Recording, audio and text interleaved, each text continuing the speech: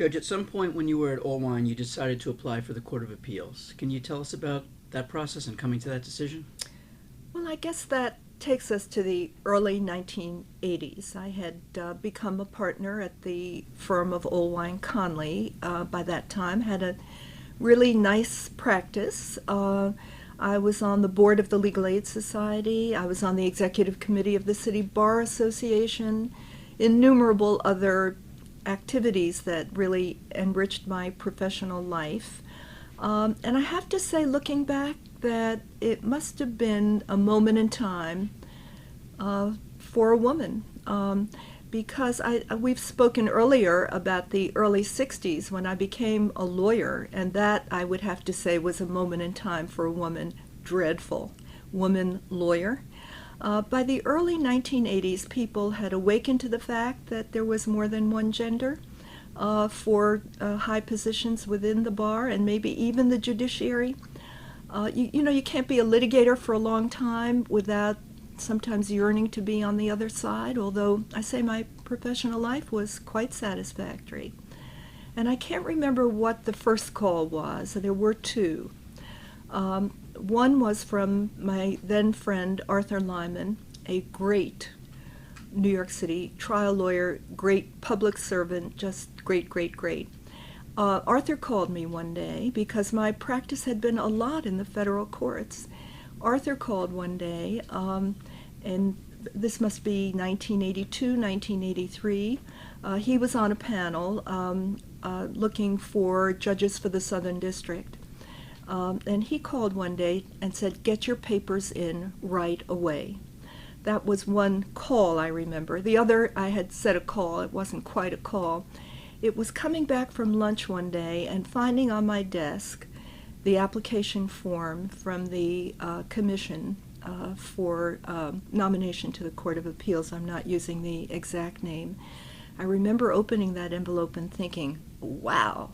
But Governor Cuomo, newly elected Governor Cuomo the first, he had said that he would like to appoint a woman to the state's high court. That there was that moment in time when it became extremely desirable for there to be a woman on the state high court. I say I was just astounded to find that on my desk, and the more I thought about it, the more desirable that became. Now, I think I completed the Southern District application. I think I did, and submitted that, although I never went through the interview process because the Court of Appeals option, possibility, dream came along before that time. I completed the application and I submitted it. And what did they say? The rest is history. Well, tell us a bit about that history. You... Well, it had great moments and it had dreadful moments. Let me tell you about the dreadful moments first, just to get those out of the way, because they're so far in the recesses of my mind that I don't want them to be a large part of my oral history. They're not a large part of my life or any part of my life. And that is, I went through the process, the interview process. I went through that. There are bar group interviews after. I was one of 7. There was only one other woman on the list of 7, and the governor appoints from the list of 7. There was one other woman on the list of 7. I remember going through the interviews before the State Bar Association Judiciary Committee, which was really kind of the pinnacle of, these are the people who appear in and know about the Court of Appeals, and the most. I was found highly qualified. I was feeling okay until I got word from the Women's Bar Association that they found me unqualified. So I say that's a definite low point in the whole process. And I did seek re-argument, and they denied my application for re-argument. So I say I want to just mention that. And lay it aside. As long as I've raised the subject, I'll complete the other just miserable memory, which was, thank goodness for our governor, who was a smart man and looked beyond that, and behind it, I might say.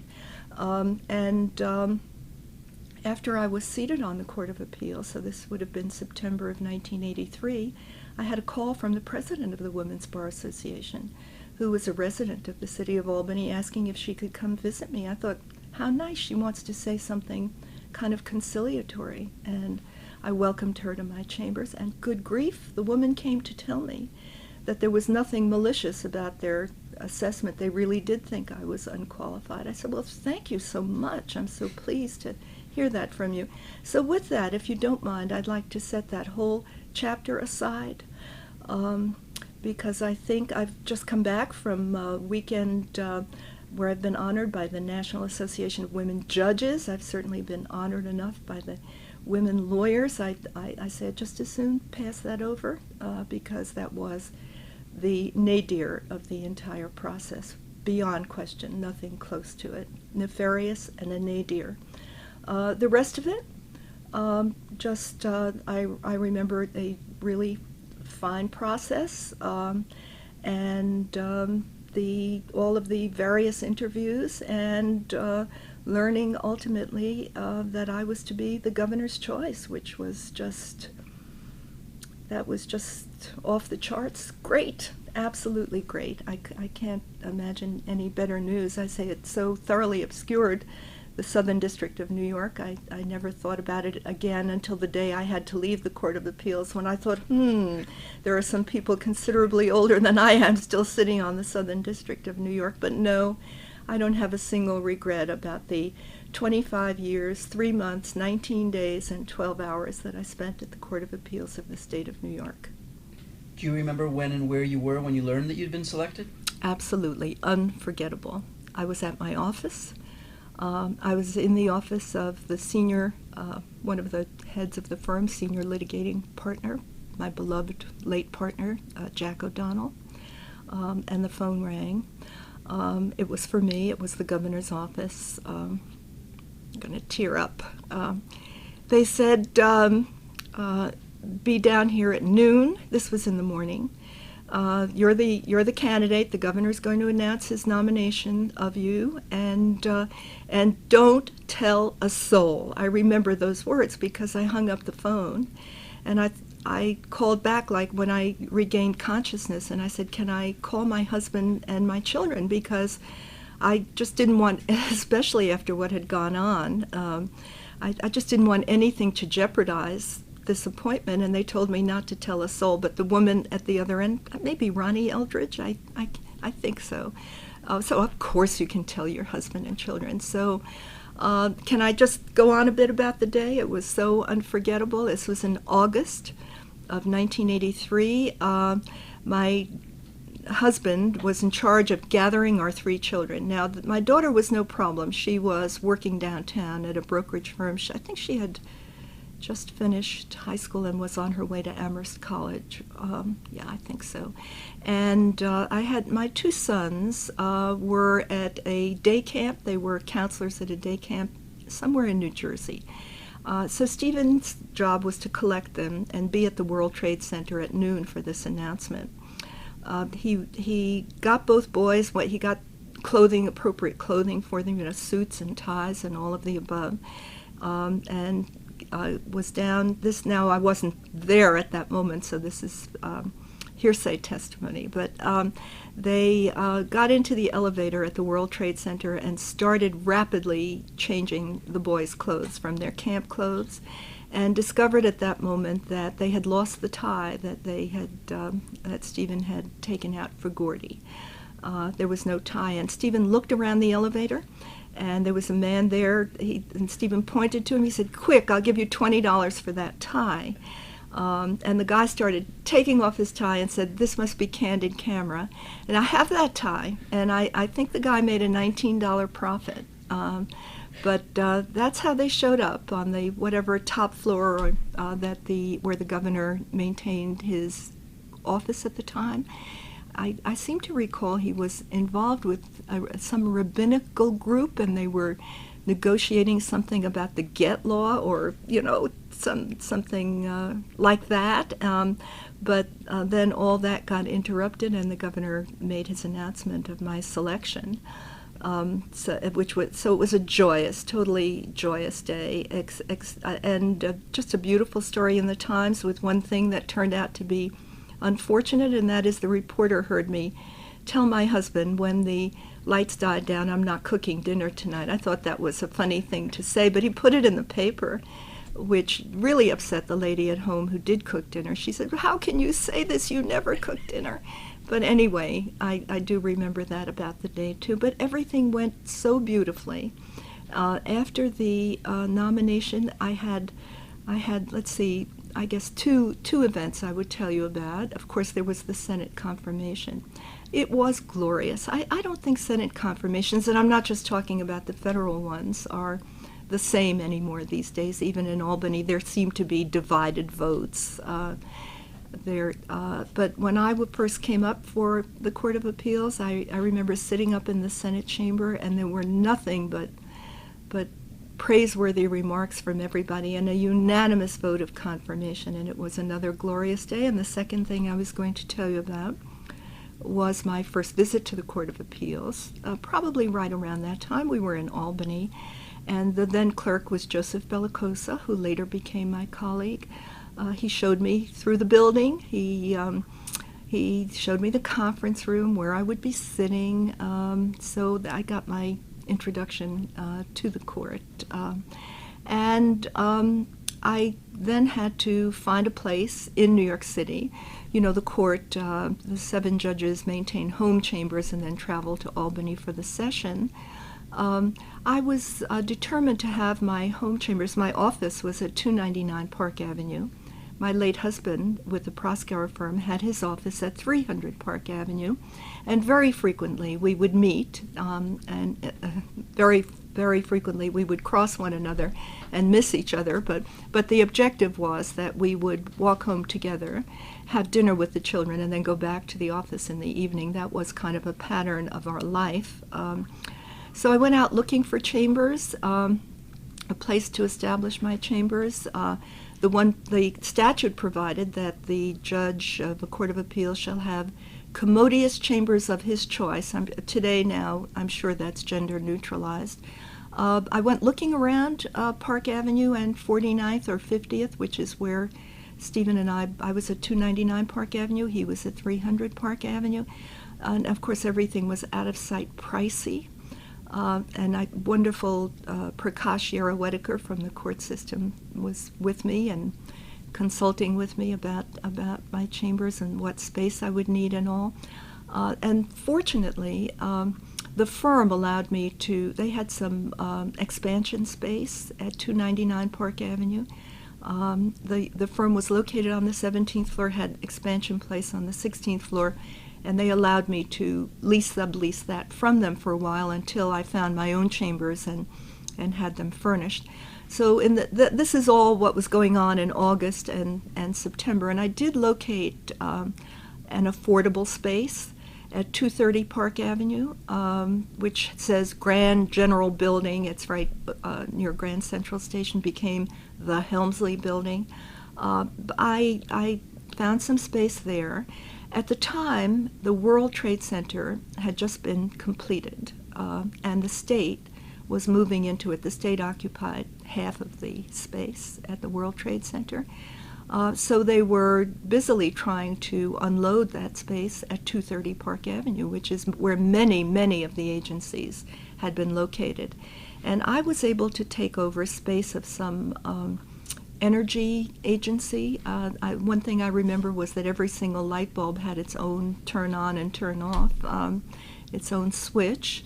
But that was affordable space. In fact, at the time, back in 1983, it was, I remember, $17 a foot. So there I was at 230 Park Avenue, and they were saying the state just wanted me to take huge, huge, huge amounts of space because they had to get rid of it as they centered themselves down at the World Trade Center. Now, I kept those chambers. They were just beautiful, 230 Park Avenue, Suite 826. Kept them all of my years. When I became chief judge, I did get a little of that extra space that they wanted me to take at the beginning and didn't take. And to this day, the chief judge occupies those chambers. They're beautifully situated because the chief judge, as chief executive officer of the court system, gets a lot of visitors. Very nice to have a space that's located so easily, it's so accessible for people. And it was very comfortable. And it all worked out beautifully. So I had those chambers to the very end, moved my furniture from what I had as a partner at the law firm. I still have some of it. I left some of it. And we matched the rest of it because I wanted it to look like a woman's chamber and not like a man's chamber. So I went for light oak instead of English banker.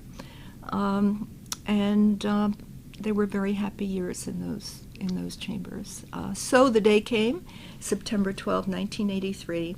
I was sworn in as a first woman judge of the Court of Appeals of the State of New York. Do you have any memories of the ceremony? Oh, my goodness. Yes, I have so many memories of the ceremony. It was Chief Judge Cook who swore me in. Now, I was born right outside of Monticello on a farm and grew up basically there and moved into Monticello, New York. And, of course, Judge Cook was a hero from the time I was born. He and his family were heroes of Monticello, New York. So first thing I had to do, I didn't call him anything for a long time. I couldn't call him Larry, and it took a long time to get adjusted to that. But he did swear me in, and it was just a really, truly happy day at Court of Appeals Hall. The one memory, and I've told this story before, but it is so emblazoned, especially now that my portrait has just been installed at the court. I remember after being sworn in, getting a lot of hugs and congratulations and just wandering around the courtroom, which was packed with people. We did have a little reception, a big reception at the State Bar Association. But before that, wandering around the courtroom, and my Uncle Charlie was there. And it was the first time he had been there, first time any members of my family had been there. And he was struck by the portraits, the Chief Judge's portraits on the top rung and the Associate Judge's portraits on the lower rung. And my Uncle Charlie pulled me aside and said, "I have one piece of advice for you." He said, "Get your portrait painted right away." So I reflected on that the other day when my portrait was hanged. That, of course, that would have been very presumptuous of me to do, or very negative, because you don't get your portrait up there till after you leave. So if I got it done right away, I could either have assumed that I was leaving right away or that I would stay a long time but would never change. Also, I would have gotten the smaller portrait. I never could have anticipated that I would be the chief judge. So I'm glad. All told, it was wise to ignore my Uncle Charlie's advice. So I remember that part. I remember the reception at the State Bar Association. But then, of course, I remember my first day on the bench. And I guess the place was packed. What's clearest to me is how every seat in the courtroom was taken as I walked out for the first woman walked out for the first time on the bench of 7 of the great Court of Appeals of the State of New York. The first case, unforgettable, People against Cofresi, a criminal case, and of course I had just come from a background of gulp, just total commercial cases. I'd say I was on the Board of Legal Aid. I had volunteered for the criminal panel in the Eastern District, but I was hardly a criminal law lawyer, and there it was, the first case. And I studied very, very hard. I have to tell you, I studied very hard to the very end. But I remember the courtroom being packed until I asked a couple of questions. And that didn't take a long time. Once I asked a couple of questions, I kind of settled back in my chair, and we went on from there. A lot of the courtroom cleared out, and I rolled up my sleeves, and it was time for business. You know, we're sitting in my office, of course, at Skadden Arps, and we're sitting under 2 framed pictures that I have. The top one is the first day I served on the Court of Appeals, that's September 12, 1983, and the bottom one is November of 2008, the last day I heard argument in the Court of Appeals, and both days so dear to me. But since you've asked me about that first day, I just want to tell you about the photograph, because there I am, number 7. You know, the court sits strictly in order of number. There's the chief judge in the center, number 1, to the right of the chief judge is the senior associate judge number 2. To the left of the chief judge is the next most senior judge, and then on and on and on. So the number 7 gets the window seat, which is a great seat. Any seat on the Court of Appeals is a great seat. But I remember they came and took photographs that first day, or the day after. The photographer took a picture, as periodically when the court changes, or maybe even more often when it doesn't change, they take an official court photograph, and they came and took that official court photograph. And I remember getting a bunch of them to give to my family because it was a very precious moment. My parents had long been deceased, and the only one of my own biological family, of my mother or father's family around, was my Uncle George. He lived out in Chicago, and I just couldn't wait to get that to him. I thought, every time I looked at it, I would just fill up with tears. My uncle, I remember giving him that photograph, and I couldn't wait to hear what he said, assuming he would be as choked up as I was. My Uncle George looked at the picture, and he said, "How come you never sit up straight?" So I remember that too. And I mean, they're just, I have to tell you, if you look at the pictures from that point on, I am sitting up straight. I didn't want to run that risk again. So those are just a few of my memories, but it was, I say we rolled up our sleeves, all of us, and I remember it. I remember everything about the day. Anything else you'd like to know, or any of the days in between? You, of course, were the first woman to sit on the court. You also were one of the few judges not to have been a judge when you took the bench. What was going through your mind as you sat for the first time? Well, I think any first woman, first that's not quite right now that I was about to say it. It would have been a terrifying experience, period, for the most experienced, seasoned person. The truth is, at the time, there was one other judge who really underscored for me the fact that I had not come up in the traditional fashion. The traditional fashion for the Court of Appeals is trial court service, distinguished trial court service, distinguished intermediate appellate court, usually appellate division service, and then Court of Appeals. So a very lengthy term of really outstanding judicial service, as all but one had. And the one who did not was Hugh R. Jones, a great, great model for me. Hugh R. Jones had been appointed directly from trial practice, and he's the one who greeted me with just over-the-top enthusiasm and said, "We're the only two who haven't come up through the black shroud," and which I took to mean judicial service, and did mean judicial service.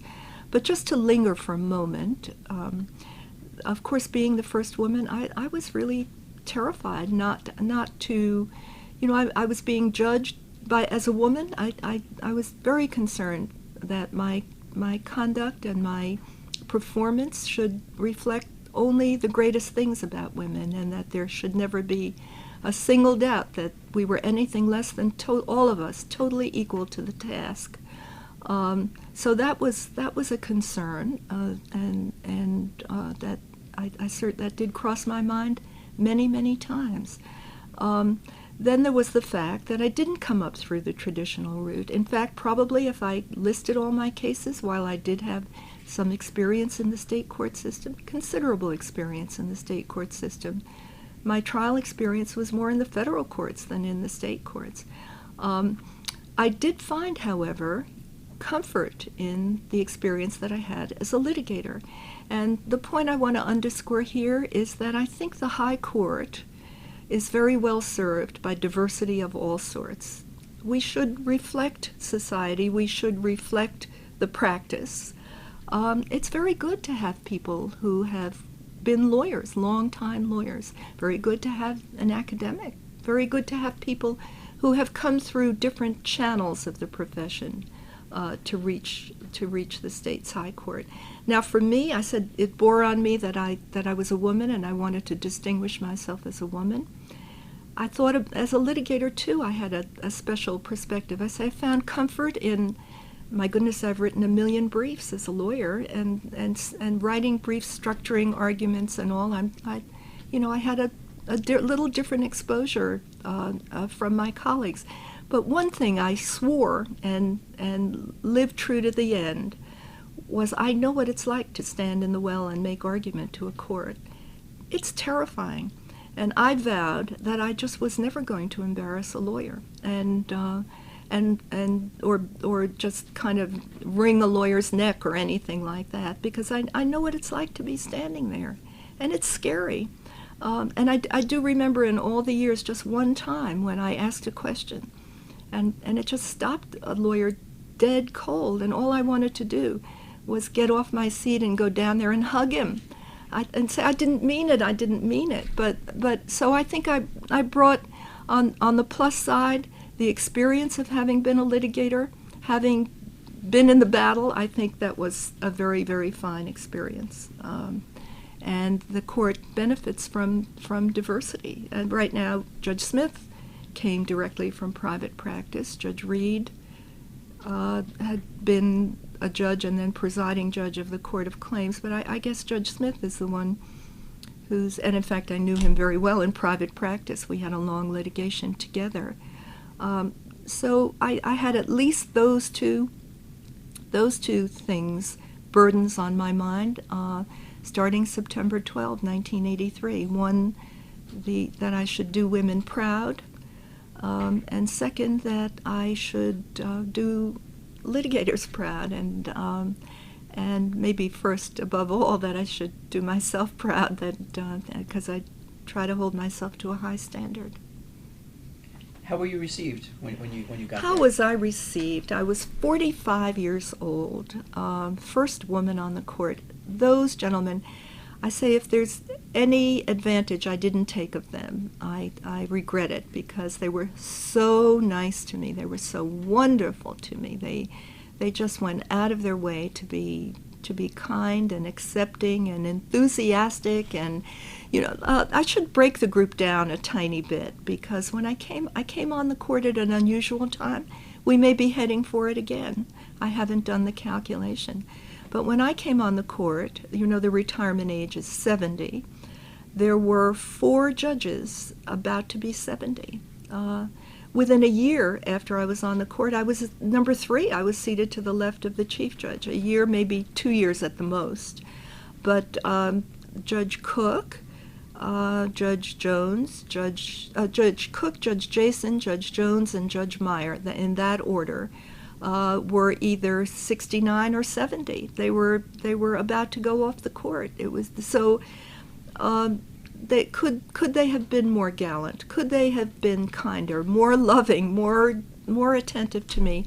Absolutely not. And so now that I've used the word loving and talked about Judge Jones a couple of times, he of course was a great mentor for the additional reason that he came to the court via the litigation route, as I did.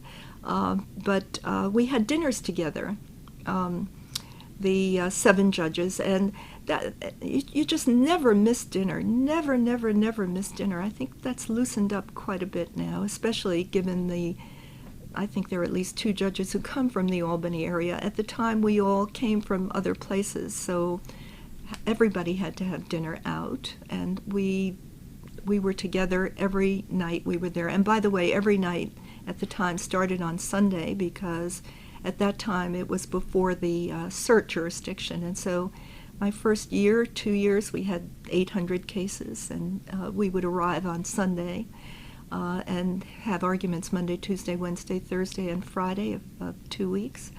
So we'd have dinner together every night. And that first night, September 12, 1983, we went to the University Club. Very often we did go to the University Club at the time. When Judge Wackler became chief judge, we became a little more adventuresome and went to different restaurants. But with Chief Judge Cook, we always went to the University Club.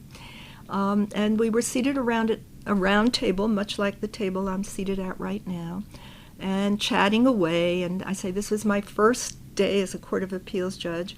I had splurged on a ludicrously expensive light-colored suit. Now I intend to wear red and black all through all through this process, either my red suit and black blouse or my black suit and red blouse, because red is my color. But I had gotten a very pale, taupey kind of suit and shoes to match they were just the most expensive shoes I've ever owned. We were seated around the table and eating and chatting away, and I was eating the salad, and I had crossed my legs, and a lettuce leaf that was filled with salad dressing went onto the tip of my shoe. That was bad enough, because I say that would have broken my heart. I thought that was the end of those shoes. But most embarrassing of all, everybody noticed. My 6 brand new colleagues noticed. Judge Jones, seated across the table, said, "Judith, if you bring that shoe to my chambers tonight, I'll remove the stain for you." Now, that's pretty humiliating, isn't it? But when I finished my work that evening, we, of course, always returned to the court, except for Judge Cook. Judge Cook used to go to his room. He maintained a room at the DeWitt Clinton at the time, and he would come into the court at 3:30 or 4 in the morning. The rest of us would just work as late as we could at night and come in at a reasonable hour of the morning, like 6:30. So I went to his chambers. I remember Judge Jones had this can of Goddard spray. I always keep it from that point on. He took my shoe, he sprayed it with this white kind of stuff. It made a white, I say he couldn't have known what that shoe cost. Then he blew it, and then he just wiped it gently, and the stain was gone. It was just amazing. That's how September 12, 1983 ended for me. I went back to the hotel. I had my beautiful shoes and an absolutely great life ahead of me. You've mentioned Judge Jones quite a bit. Do you want to say a bit about each of your original colleagues? Well, let's see. I could start with Judge Cook, Chief Judge Cook. Ultimately, I did get to call him Larry. I guess I did do that. And I've known him my whole life. I had known him my whole life. He was legendary in the village of Monticello, especially at the Monticello Diner. Often shopped in my parents' store, would come with his wife, and so, goodness, that was just wonderful to be his colleague. He's such a kind and dear man. I've told you a little bit about Judge Jones, former president of the State Bar Association. A math wizard, had taught math in like Egypt or someplace like that. And one thing that stands out for me, I don't know whether we'll get back to this, but it happened very early in my time at the court. Maybe not the first time I was there, maybe the following session or one after that. The habit is to conference a case. The judges prepare astutely and acutely before traveling to Albany. The briefs are all received a month in advance. They're read cover to cover, and Robert, I think you can affirm that. And there's very high preparation. This is how the court is structured, and that is essential to the performance of the Court of Appeals as it is structured. You study the briefs very hard.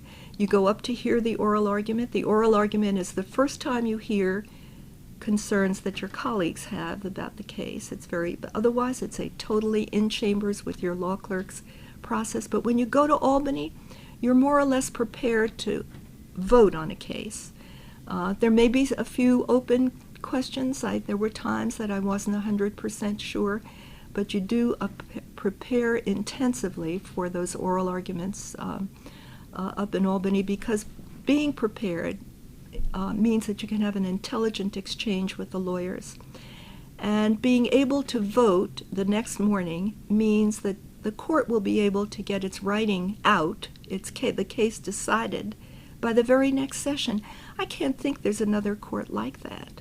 Where the court hears cases one session, gets them out the next. But you can see how inherent, how intrinsic it is to the process that the judges be prepared, ready to vote the case, and then be very, very diligent the following intersession, time between session, in preparing their decision.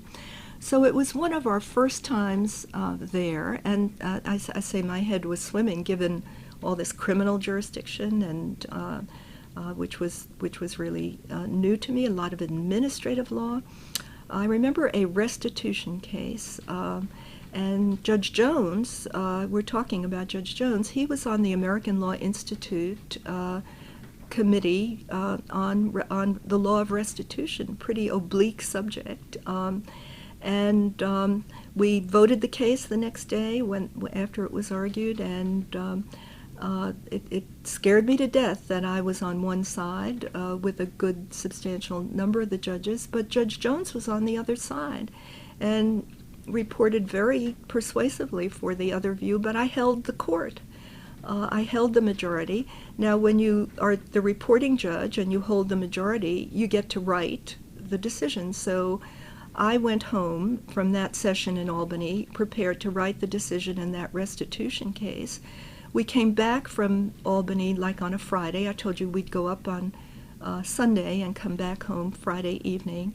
And on Monday, we didn't have the internet at that time. I guess we had some quick transit, but I think probably the mail.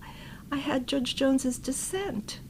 It broke my heart to think that he would not have had the courtesy to have awaited my majority writing before he sent out a dissent. I think I probably reached for the phone to call him. I can't remember how it happened, how I came to know this. But he said, "Oh, no, Judith, that's not a dissent." He said, "It is the dissenting view, but I didn't write it intending that it should be published. I wrote it intending to assist you in formulating a unanimous opinion, an opinion that will be able to garner the entire court." He did that a lot. He was an extremely facile writer, and he dissented when he had to dissent. In fact, he dissented in a case of mine that went to the Supreme Court of the United States and got reversed on his dissent. But first and foremost, Hugh Jones would, as all the judges, attempt to reach a consensus, and a very good building block, since he was such a facile writer, was for him to draft the dissent and say, see what you can do, and to what the arguments well articulated on the other side are. See what you can do, and I'm happy to look. Interesting, just the other day I heard Justice O'Connor speaking about dissents, and I learned for the first time, I guess I knew it, that Judge Brandeis has a whole book of his unpublished dissents. So I guess that's not so uncommon on a high court, where you do make extra efforts to reach a unanimous opinion. And one way to do that, an intelligent, informed, unanimous opinion, not a compromise, is to really take in the other view and build around it and build on it. So I've told you about Judge Cook, I've told you about Judge Jones. I'm sorry I skipped Judge Jason. I should have gone to him next, because he sat right next to Chief Judge Cook. He was the senior associate judge. But from Buffalo, again, phenomenal. I don't know where to start, whether I should start with the fact that we used to eat muffins for breakfast and he ate shredded wheat, or because we used to eat breakfast together at the time too. Just kind and considerate and wonderful judge. I remember when I think about him, I remember he would do this good police work. That he often found his way to affirming convictions, but I think he was just terrific. Judge Meagher from Long Island, we were also terrific buddies. Judge Meagher, interestingly, didn't ask. He was a very quiet kind of fellow. He wasn't one to pepper attorneys with questions. Judge Jones was on the bench, but Judge Meagher was just highly prepared all the time, and I used to tease him because I spent several years as a copy editor about the length of his sentences, which sometimes got to be quite long, but to have the four of them, oh my goodness, as greeters, as the people who introduced me to my life on the Court of Appeals, it's just what an unimaginably good fortune. And then I had Saul Wachtler and Richard Simons as the two junior judges. more or less my contemporaries, just a little bit older than I. But they also, there's nothing anybody could think of that they could do for me to make my transition, my orientation, an easy one, that they didn't do. But things went well. Things went really well. When I've reflected on those first weeks on the court, it's just, I pick up volume 60 of the New York Second reports and think that it has so many of my writings in it. My writings from my first day on the bench. It just really, it was a good transition by virtue of my experience and by virtue of all the staff people and judges at the court. Definitely. What was your first writing? I think it was Humphrey. Was it Humphrey against State of New York? Yes. And I'll tell you about I had two law clerks at the time. And one of them was Gary Hoppy. Now, Gary had worked with me at the old wine firm. Gary was a Harvard Law School graduate, full of fun. Gary was nothing but a ton of fun. And he, I just loved him and still do. And I remember he was about a sixth-year associate at the firm when I went on the bench, and I think in the ordinary course would have become a partner in a year or 2 years. But I remember, it was Arthur, actually, Arthur Lyman, who called after my confirmation to say, you better get some good law clerks, you're going to need them, which I thought was a very ominous thing to say. But as soon as I hung up the phone, and you do need them, everybody needs them, the brilliantest and the least brilliant, everybody needs phenomenal law clerks, and I always had them. I called Gary in. We had been through trials, we had been through appeals together, and I just held my breath and said, Gary, would you come with me, just for 1 year, please? And I remember Gary's answer. He said, you've got to be joking, which I thought meant no. And I think Gary thought it meant no, too. But he came back the next day, and he said, if you were really serious, I'll do it for a year, which was just so joyous. Gary came with me, and my secretary at the firm told me she'd come with me, too. So there we were, a team. And we had to find one more law clerk. And we decided, I decided, well, here it was already September, so I wouldn't find, I guess I couldn't have entered into that fray of law school applicants and all that stuff that especially the federal judges go through, which over the 25 years, I have to tell you, I never went through it, never. I always hired lawyers. I was so fortunate to hire lawyers with practice, either out of the firms or out of an organization like the Legal Aid Society or the District Attorney's Office, people with experience, people who not only had distinctive academic records, but also had a reputation for, conviviality, for doing a good work product. I thought that was important, more than academic performance, just to know the person who I was going to be really living my life with for 2 years. Worked out very well for me for the whole 25 years. But then Gary and I sat down together and we thought, okay, we better get somebody with some criminal law background, because here are the two of us out of these big law firms. We're going to be hit with all these criminal cases. We ought to find somebody with some experience. So I called, I was on the board of Legal Aid at the time, and I called probably Will Hellerstein, who was the head of the Appeals Bureau, to ask for some recommendations, and he sent me Darren O'Connor. And Darren, I remember, had a little bit of an unusual background that really appealed to Gary and to me, which is that Darren had been a movie actor, essential for a law clerk, right? But Darren, I remember Will telling me he just thought Darren was totally spectacular, and that would be his choice. And I think Darren actually had gone to night law school at Fordham. So he was not out of the mold, but neither was Gary and neither was I.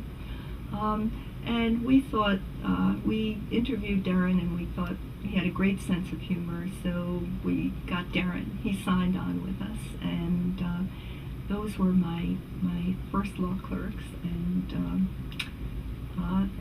so there we were, up at the Court of Appeals on day one, September 12, 1983. And at the time, I've told you this was before 1986 and the introduction of certiorari jurisdiction, so there were at least 7 cases a day on the calendar. And you'd come off the bench into what was called the Red Room, and still is called the Red Room, although it's configured differently. And there'd be 7 index cards turned face down, each one bearing the name of the case, and then in order of seniority we would pick. And the case I picked was Humphrey against State of New York. So that was my first pick. That got to be my first writing. It was a memorandum on giving up a confidence of the court to tell you, since it's an unsigned writing, that I wrote that. Gary and I wrote that. But Gary tells a great story, and I believe it. He said, I came up from the bench, I had this card that said Humphrey against State of New York, showed it to Gary and said, Gary, I have absolutely no idea what I'm supposed to do here. Do you? And I think I said it, and I think I was joking.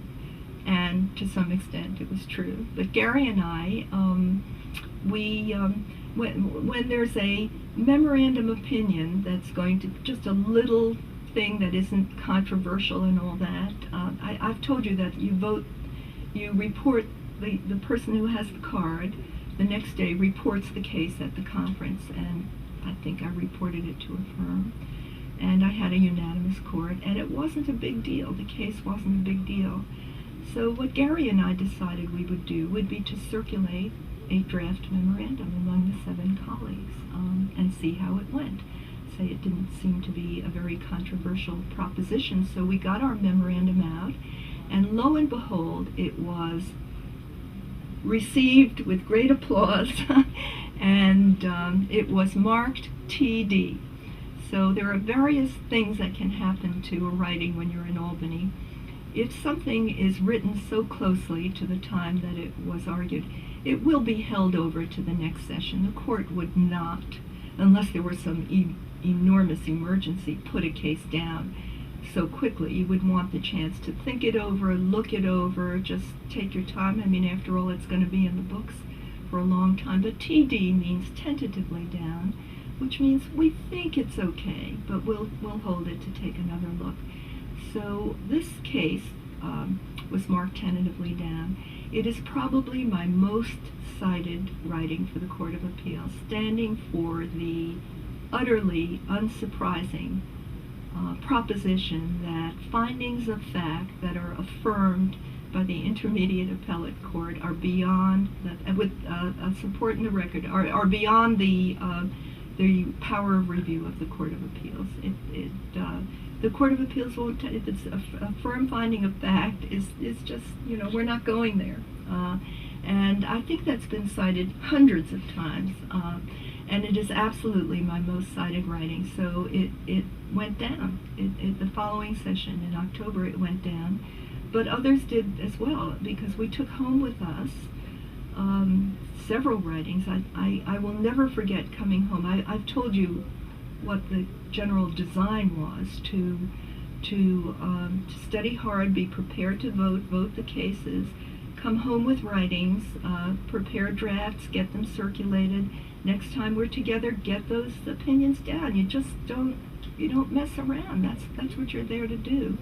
And I came home probably with 8 writings, or for the Court of Appeals, and I just remember like retching in the bathroom, thinking, how on earth am I going to be able to do this? When my sweet dear husband said to me, "Don't get yourself so upset." He said, "What you don't do this month, you'll do next month," and that's just not the way the Court of Appeals works. And everybody knows it, and everybody does it at the court. I don't think it, regrettably, I don't think it's well enough known to the public what an extraordinary place the Court of Appeals is. But I did have certainly at least 3 other opinions, one of them a criminal opinion, and one a contracts opinion, and one preemption opinion that went down the following month. And so there I was in the swim, doing what I love to do, work. And of course, you've written hundreds and hundreds of important opinions, and one of your very first major opinions was in a criminal case, Lemuel Smith. Can you tell us a bit about that? Yes. Well, I came on the court in September of 1983, as I've told you, and I guess it was, we had a death penalty at the time. We had, in fact, it was in the statute books, and it had been eroded a little bit, but and the Supreme Court at the time, the Supreme Court of the United States, was nipping away at the death penalty as cruel and unusual punishment or statutory problems in the death penalty. But we were left with a vestige of the death penalty in 1983 under the law, the federal law and the state law, for first-degree murder. I mean, the guy, Lemuel Smith had murdered a prison guard. He was in prison having murdered like 5 other women, and or maybe even 6, and he murdered a prison guard. And under the statute, that was a condition, murdering a prison guard, and when you're a life-term inmate, or murdering anyone when you're a life-term inmate, it was a mandatory death penalty for that act, and he had been sentenced to death, of all people, by my later colleague, Judge Albert Rosenblatt. And that case came to us, and in April, when I had been on the court just a few months. So there I was in hot water at the beginning, right, with a death penalty case. Death is different. This was very, very serious, and there were 14 volumes of the trial transcript, which I kept in my chambers until the very day I left the bench. That case certainly stands out in my mind a lot. So it was argued in April, and we were divided. The court was divided, but this time I knew that I would not vote to uphold a mandatory death penalty, even though mandatory death penalty means if you do the act, the sentence is mandated, the death sentence is mandated. There are no human considerations that the court is to take into account, and that just didn't seem right to me under our justice system. And I said to court, I would have been the 4th vote either way. There were 3 and 3, but I had no hesitation in voting to strike down the death penalty. The only concern that I had, and it was really a very serious concern for me, was that in the decisions of the Supreme Court of the United States at the time, striking down the death penalty from time to time, they had reserved, sometimes in a footnote, sometimes in parentheses, except possibly for a life-term inmate who murders somebody. Maybe a mandatory death penalty is okay in those circumstances, otherwise not okay. That was a concern, that maybe the Supreme Court would take certiorari and reverse if I voted to strike down the death penalty. So it weighed on my mind. Nonetheless, I thought it was the right thing to do. I voted that way. We were 4-3, and it was also a concern to me that Chief Judge Cook was the other way, because I knew what a caring and humane person he was, and a Catholic person too. Not that that entered into his decision making, but it was a concern to me that he, a caring person, as I saw in so many cases, would have voted to uphold the death sentence. But it was Judges Cook and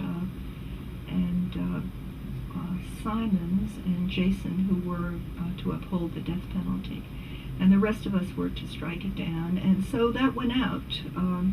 Actually, within chambers, Gary and Darren and I split 3 ways. There was enough for 3 of us to do, and we had a lot of other cases to do too. but we split up people against Lemuel Smith. Gary dug into the facts, and in fact, the illustration in the case book, I think Gary actually drew it or perfected it. And Darren just honed in on the law, and I was hovering over both parts. And we got it out. It went over, let's see, it was argued in the April session, so it went over the May session. Sometimes cases get held over. I say the tradition, the effort, huge effort is made to have a case that's argued one session handed down the next, but you can certainly understand that this was one that had a little more, that required a little more, and especially given the closeness of the court, the maybes at the Supreme Court of the United States. So we held that over until decision days in June, and it was released at the time to a great public furor, clamor, not popular. I remember Mayor Koch did not care for that decision, and neither did the press or many members of the public, but the court, I think, did absolutely the right thing in striking that down. And then I just worried profoundly for the months afterwards until I knew whether the Supreme Court was going to take certiorari to reverse the decision. Miraculously, it didn't. So I got by. I survived, except the one story where my poor Aunt Libby she was crushed by the decision. Not the decision. She was just crushed by all the public criticism of me and the clamor, but we got over that too. It was the right decision, and I think we did a good job. I've reread that now and then, and I think we did a really good job. Judge, we're talking about what's going to be just a small sampling of your many seminal cases, but we started with Lemuel Smith, and let's talk about just a few other criminal cases. But first, the death penalty generally. There came a time when you had to deal with a succession of other death penalty cases later. Do you have any insights on those? Yes, that I might say just generally that we spoke about people against Lemuel Smith in my very first year on the court. Actually, it was June or July 1, 1984, that the opinion came down. And until just about my very last year, I think 2007, that was People Against Taylor, the last of the death penalty cases. I would just say generally, I am pleased and relieved that we never had to put anyone to death. And we had, I think, after Lemuel Smith, which was the last vestige of the statute, as I've described earlier, for a little while we had no death penalty statute. That was the last scrap of it. But it became an issue in the gubernatorial campaign. Mario Cuomo openly was against the death penalty, and George Pataki, who became his successor, was openly in favor of the death penalty, and actually that probably was a factor in the campaign. But not surprisingly, after his election, George Pataki was successful in restoring a death penalty to the statute books of the state of New York. So over the next years, we had, I believe, 5 or possibly 6 cases under the new death penalty statute. The first thing that happened, it's a terribly serious thing to be putting someone to death. I mean, and the court geared up so that we could do it right, meaning that we could give very, very full consideration to all of the issues. But that was the atmosphere in general. A capital defender office was organized to assure that the defense would be properly represented. The district attorney's office is geared up. The Court of Appeals adopted special rules, capital rules, and We each hired an extra law clerk, knowing that the papers would be huge, as they were. In each case, the papers were huge. And every time a death penalty case was argued, a full day was set aside at the Court of Appeals. And it was a day that was unusual in its somberness. They were distinctly different days when we had death penalty arguments. We had excellent counsel. And very, very good attention given at the Court of Appeals to each of these cases. After Taylor, in 2007, that was the last one. They were all split decisions, by the way. After Taylor, where we struck down the statute on the basis of the deadlock instruction to the jury, I think the legislature, had it been interested in amending the statute to cure that defect, could have done it. Would that then have survived court scrutiny? In the next case, I don't know, but there was an identifiable constitutional defect in the statute. And the legislature chose not to tinker with what you call the machinery of death anymore. And I think, let's see, that was 2007. I think I witnessed a change over the years in the state of New York. I wouldn't be so presumptuous as to say it's nationwide. My late husband used to accuse me of east of the Mississippi thinking. That was what he would say. But I've seen from time to time states like Ohio and New Jersey and Illinois that where Ohio was the most recent one I remember, just in August of 2011, where the governor said, "I've had enough." I think in the state of New York back in 2007, there was a climate indicating that the people of the state of New York had had enough in the mammoth expense and maybe most of all, the evidence that sometimes innocent people were put to death, or were, are we a society like that? Are those our values? So I think by the time of Taylor, in the state of New York and maybe other parts of the United States over the ensuing years, there's been a shift in attitude.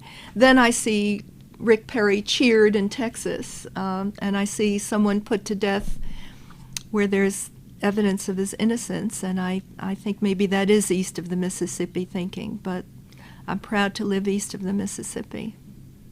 Judge, the issue of the death penalty was unique in many ways, but one way it was not unique was that the court continued to wrestle with it for a very long time. Another issue that the court grappled with over a long time started in your very first session, People Against Reddy. I knew you were going to say that. Yes.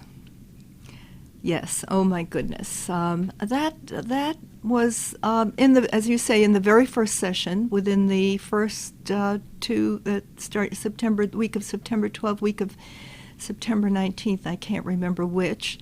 And it was a case of statutory interpretation. You know, the court has statutory interpretation cases where we look at the words of the statute, seek to implement the will of the legislature.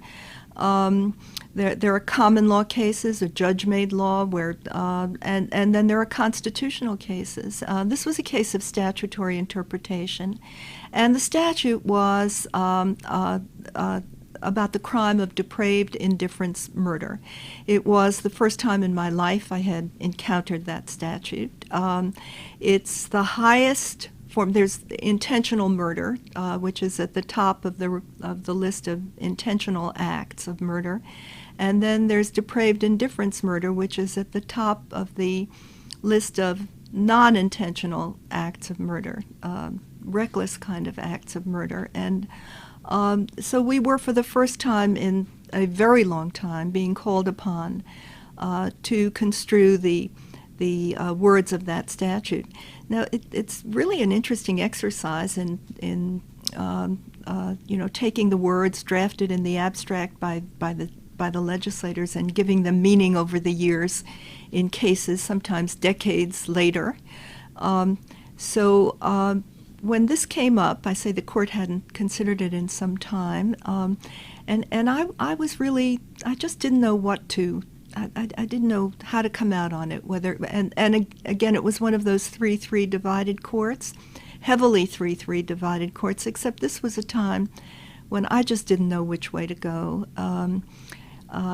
This was certainly a reckless shooting, and the defendant had been drinking, and to me, I mean, I just thought that if anything was reckless, depraved indifference murder, that would be it. And meanwhile, there was a healthy difference between two of the judges who were pretty strict in criminal cases, Judge Simons on one side and Judge Jason on the other side, and the discussion went on. I've told you the ideal case, for example, I've given you the case of Humphrey, where the court hears the argument one day, we convene for conference the next day, there's a unanimous court, and then the issues are clear and simple enough so that one of the judges can draft a writing and the writing gets handed down. Register was at the other end of the spectrum in the sense that the day after the argument, we were split 3-3, and I was on the fence. I just didn't know which way to go. So when that happens, the case gets put over another day. I don't remember which day of the week Register was argued, but it would get put over another day, and Register went over actually another session because of my inability to decide whether the conviction should be affirmed or reversed. And I was in the midst of some pretty heady discussions about mens rea and actus reus, and really things that were not right at my fingertips. So the case went over October. I think it may have not been handed down until November, if I remember correctly, as the argument went on. And I remember Judge Simons, I've told you everybody was just wonderful to me, but he was growing decidedly short-tempered with me, and it probably was the October session that he said, Judith, I don't care whether I'm writing to reverse or I'm writing to affirm, but I just want to know before we leave Albany which one I'm doing. Not unreasonable. So ultimately, I did make up my mind to uphold the conviction because, as I said a moment ago, as I read the facts and I read the statute again and again and again, it seemed to me this was the very embodiment of depraved indifference murder. And for a long time, that was it at the Court of Appeals. We didn't have another depraved indifference murder case for a long time. What happens at the Court of Appeals is a law court. In the design of our system, we have the trial courts, we have the intermediate appellate courts, which have fact jurisdiction, interest of justice jurisdiction. Cases that go to the Court of Appeals they raise law issues of statewide significance.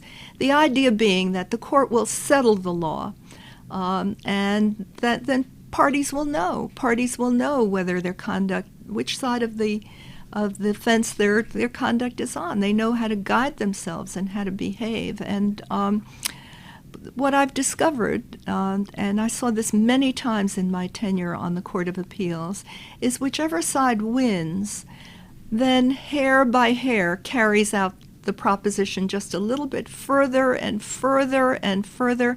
I've seen it in the Court of Appeals on the Rosario cases. I've seen it on the post-release supervision cases. I've seen it on the right to counsel in defendant sidebars. I see you nodding your head, knowing exactly what I mean. What was maybe not an unreasonable thing to begin with, it just gets carried out further and further, and Register is one of them. I think it was not until Judge Rosenblatt came on the court many years later, when we got another depraved indifference case, that the court began to feel differently about the statute, and ultimately, Register was reversed, which is a real hard swallow. And in fact, I wound up dissenting and standing by my critical fourth vote in People Against Register. but we did determine that what had become of the crime of depraved indifference murder over the years was just not at all what the legislature had in mind, and at least a majority of the court so concluded. But the interesting thing about Register is that I was at some reception the other day where there were some federal judges, and apparently it continues to be vexing to people. So I guess the bottom line out of all of this is our business is very, very serious business. Decisions at the Court of Appeals. You have to really think very hard and reach a good result and a good proposition and articulate it wisely and well, because what I call sequelae can be haunting to the law, to the justice system. And Register is my Exhibit A. And you mentioned as among your Exhibit Bs, the right to counsel. Can you say a bit about Bing? Oh my goodness! Only the painfulness of being the dissenter there in what I hoped would go the other way, and the bitter. There was a case where Judge Simons prevailed and felt we had just run amok with what was a perfectly sensible Court of Appeals decision, but that had another one that had gone over the top, and I disagreed very heartily and dissented. So this happened very often, where we're in the midst of these cordial, convivial relationships and lots of hard work. We have very basic disagreements about the law. The criminal law was often at issue in the state constitutional cases, as to which you became a nationally renowned jurist and scholar. Can you tell us about your introduction to and involvement in dual constitutionalism? Yes, actually it was Judge Cook, Chief Judge Cook, who sent me to a conference on state constitutions. So this would have been in 1983 or probably 1984. He would have left the court in December 31, 1984, and I think it was during the year 1984 that the Conference of Chief Justices, National Center for State Courts, one of those entities, held a conference on state constitutional law. And this was kind of the aftermath of an article on state constitutional law in the Harvard Law Review by United States Supreme Court Justice William Brennan, urging state courts to dust off their constitutions and accord citizens of the states the rights that were intended for them by their own state constitutions. Every state has a constitution. I surely knew that. When I took my oath of office, I swore to uphold the Constitution of the United States and the Constitution of the state of New York, and I surely knew that every state had a constitution. But honestly, it just wasn't really uppermost in anybody's mind. For a very, very long time, Justice Brennan sounded the bell. And there was a great outburst of scholarly interest. And suddenly, state constitutions were kind of being taken out, and as he asked us to, dusted off, and we were off and running with state constitutions. So I went to that conference in Williamsburg and immediately secured a copy of the state constitution. Came back filled with the idea, the responsibility. I mean, we do have a state constitution. I had an oath of office to uphold and support it, and yet we weren't paying much attention to it. And lo and behold, in my very first year on the court, we had a case, People Against Benigno Class. And it was a case involving a stop, an alleged search, seizure, when a police officer, trying to locate the vehicle identification number in the car that he had stopped, reached into the open window and moved some clutter that was on the dashboard. The VIN was otherwise obscured, and the defendant claimed that that was unlawful. And as I remember, cited both the state and federal constitution, although honest without much of a discussion of the state constitution. And the court, this was another divided decision, as we regularly have them. But the court decided, I think 5-2, maybe 4-3. Do you remember? I don't. But I know Judge Jones wrote the dissent. I wrote for the court, and in the very first sentence, siding with the defendant, saying it was unlawful, unconstitutional, what the police officer did. And I cited the United States Constitution and the New York State Constitution. I think that's the first time that's been cited in a long time. And lo and behold, much to my shock and chagrin, the United States Supreme Court granted certiorari to hear that case. They don't often do that. In my years on the court, I think not more than maybe half a dozen times did the United States Supreme Court take a decision of ours. But anyway, they reversed it, and I remember being teased about it because the opinion was written by Sandra Day O'Connor, Justice O'Connor, who went on the court in the year 1981, the first woman to join the Supreme Court of the United States. And I was teased because, a prisoner had written to me as Dear Mother of Justice, and I remember people in my chambers teasing me that the grandmother of justice had just reversed the mother of justice. Well, it was painful for a lot of reasons. Being reversed is unpleasant.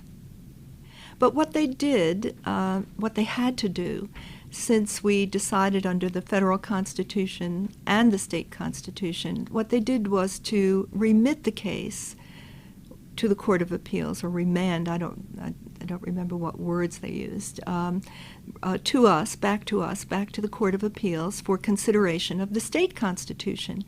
The federal constitution sets a floor of constitutional rights, but the state constitution can set a higher ceiling. So the Supreme Court sent the case back to us, since we had relied in part on the state constitution, to give us an opportunity to decide whether, in this instance, we wanted a higher ceiling than the federal constitutional floor. So the case came back to us, and lo and behold, unanimously, the Court of Appeals of the State of New York overturned the conviction and said, as a matter of state constitutional law, that this was an unreasonable search. We didn't go into it much, but just concluded, we said to the Supreme Court, hey, we told you we were relying on the state constitution, and we really, really meant it. Just as I'm speaking, I remember there were two dissenters now that I'm speaking, and they joined in the opinion too, because they may have disagreed on the underlying federal constitutional issue, but they had to acknowledge that we also relied on the state constitution, as we said in the very first sentence of the opinion. And that was the conclusion that we reached as a matter of state constitutional law. So that was quite an introduction to the subject, both the academic introduction that I had in Williamsburg. I began speaking and writing about state constitutions. And then the class case, the very first case that came to the court. As you said, that first case came back and you were unanimous, but not all of the state constitutional cases were unanimous in the approach that the judges wanted to take towards those cases. I would say, I have not gone back and checked, but I would think that probably is the only case under the state constitution where the court has been unanimous. Invariably, the state constitutional cases evoke dissents. And probably either the zenith or the nadir, depending on how you feel about many opinions among the 7 judges, was a case called Immuno, where the court issued 4 opinions in a state constitutional law case. I mean, we can talk more about Immuno, but my point only is that invariably the court divided and continues to divide, as I read the opinions since my successor has taken office, continues to divide on matters of state constitutional law. It's really quite remarkable. Even non-criminal cases, the court divides all the time. And there were some bruisers, as I know, are on your mind, but I, being the optimist, good person that I am, I think of Immuno. And a non-criminal case. A non-criminal. That was a First Amendment case. Yes, that had an interesting history too. As you heard in the earlier sessions, my aspiration was never to be a lawyer or a judge. It was to be a journalist. And along comes this case involving issues of free speech, free press. Well, this was really free speech more than press, but it was a letter to the editor, so First Amendment kind of stuff, and its counterpart under the state constitution. It was a letter to the editor involving some scientific research, and the issue was whether there would be protection for what was essentially a statement of opinion.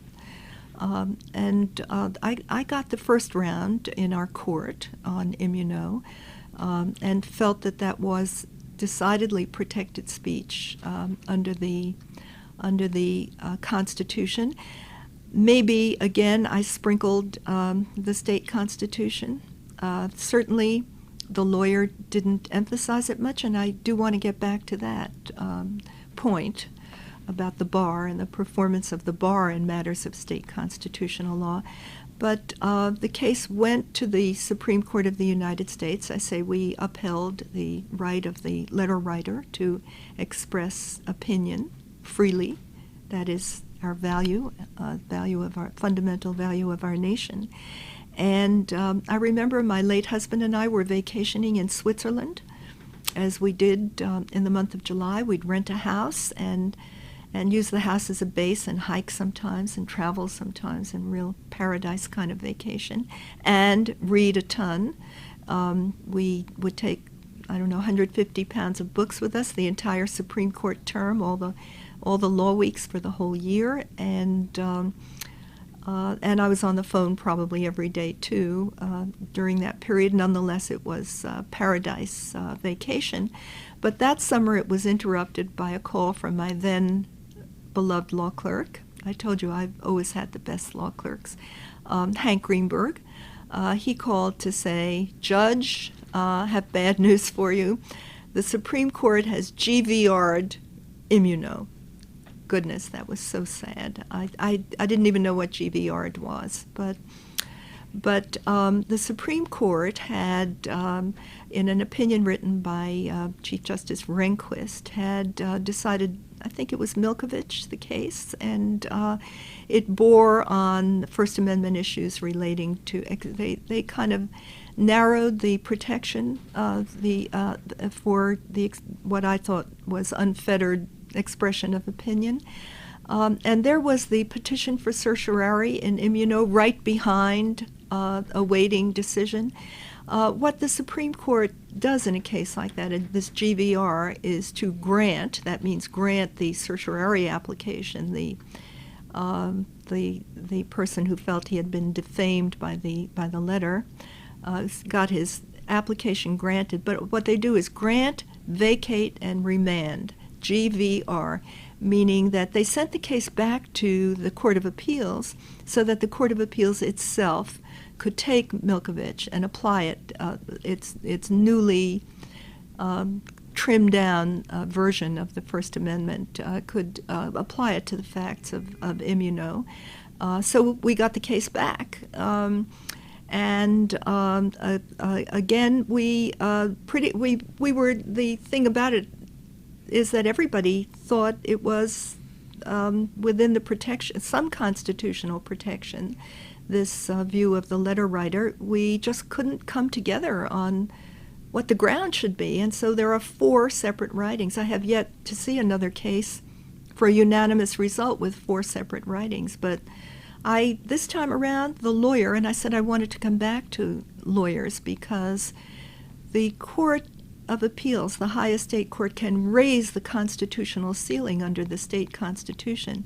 But it's not something we go around doing on our own. And these things have to be briefed and argued, and you have to show that the words are different, that they mean something different historically, traditionally, in the case law, some way. We're just not slap happy and haphazard and all about raising the ceiling above the constitutional floor set by the Supreme Court.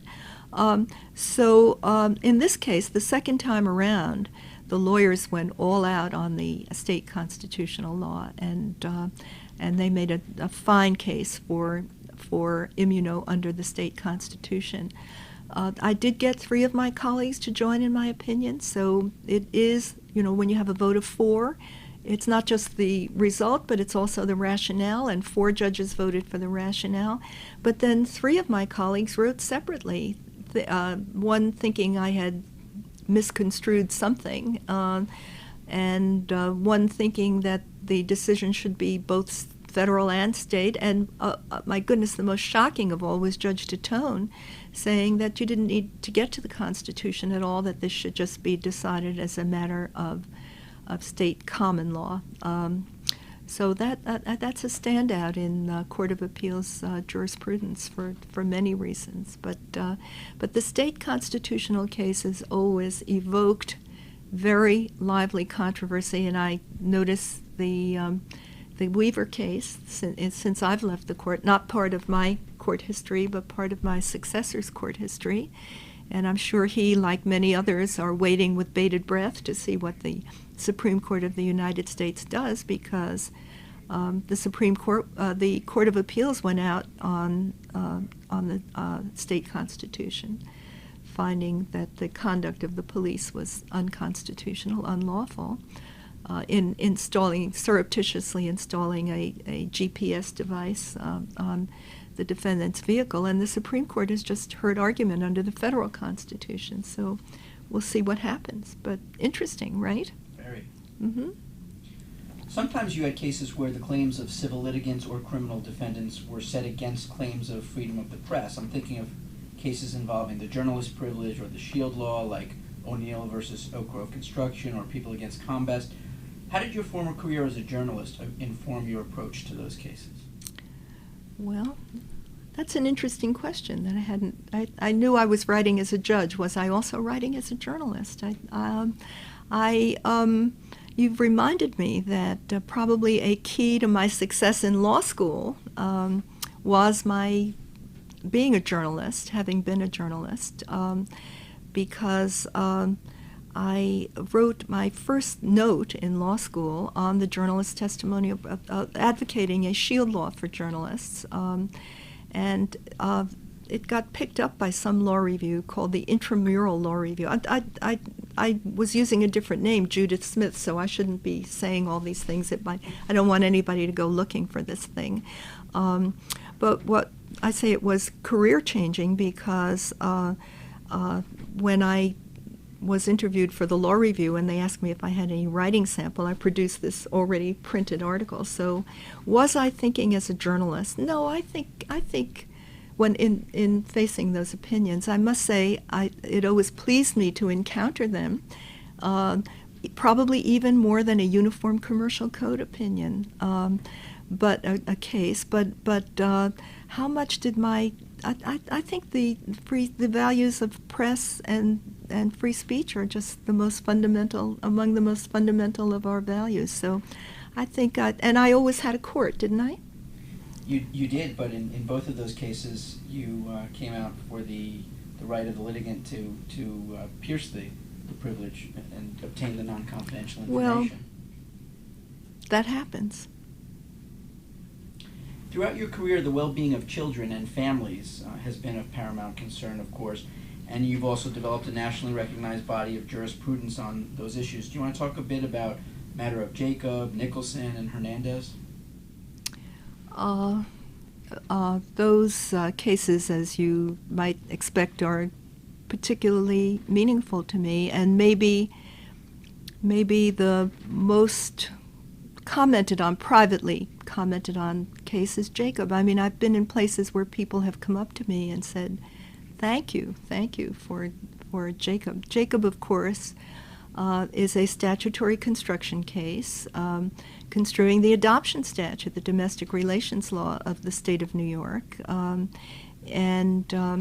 The court upheld the right of a same-sex partner to adopt a child. I hardly thought it was the end of the world, but it just seemed so right to me. But I think you have a clue to the difficulty we had in reaching that decision if you look at the number of months that elapsed between the date that it was argued and the date that it was handed down. I haven't gone back and checked recently, but I know it went over the summer, and it was probably close, maybe 4 or 5 or 6 months between the date the case was argued and the date it was handed down. I think it was May to November. Yeah, that for the Court of Appeals, that's a very unusual time difference. But I'm proud of the court. I think it was absolutely the right thing to do, and it pleases me so much that to have a continued affirmance of it. I guess in the case of my own godson, right? Absolutely. Nicholson raises a little different question, and I'm glad you brought it up because I did want to address that too.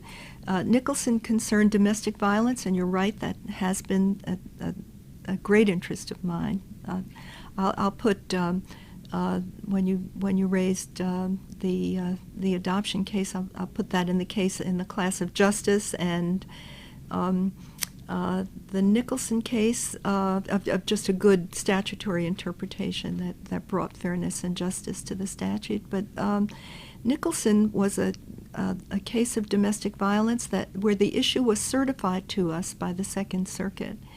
And that had very special significance because when we get a case in the Court of Appeals, facts and law, often the facts will circumscribe the articulation of the law a little bit. I mean, there are these facts and those facts, and when a case comes to us from the Second Circuit, they really, what they're doing is certifying to us a question of New York law, which we decide in the abstract. There are facts, of course, but the Second Circuit wants to know from the Court of Appeals what the answer is on the law, and then send the case back to them, and they will apply the law as we have stated to the facts that are before them.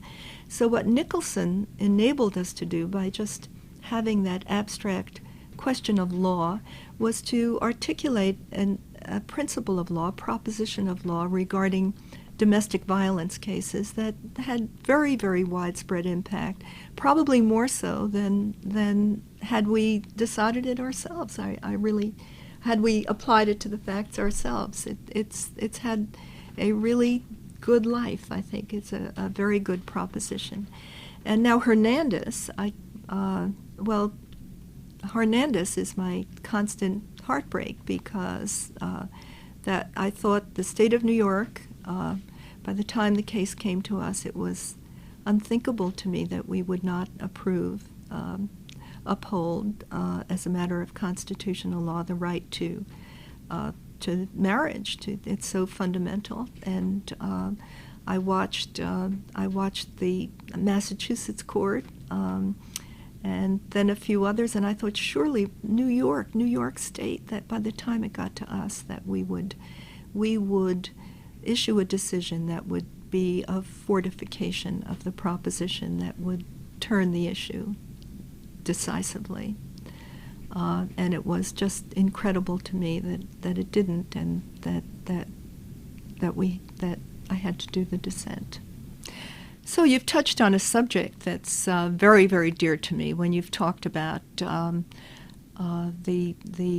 Hernandez decision. You've talked about Jacob. You've talked about Nicholson.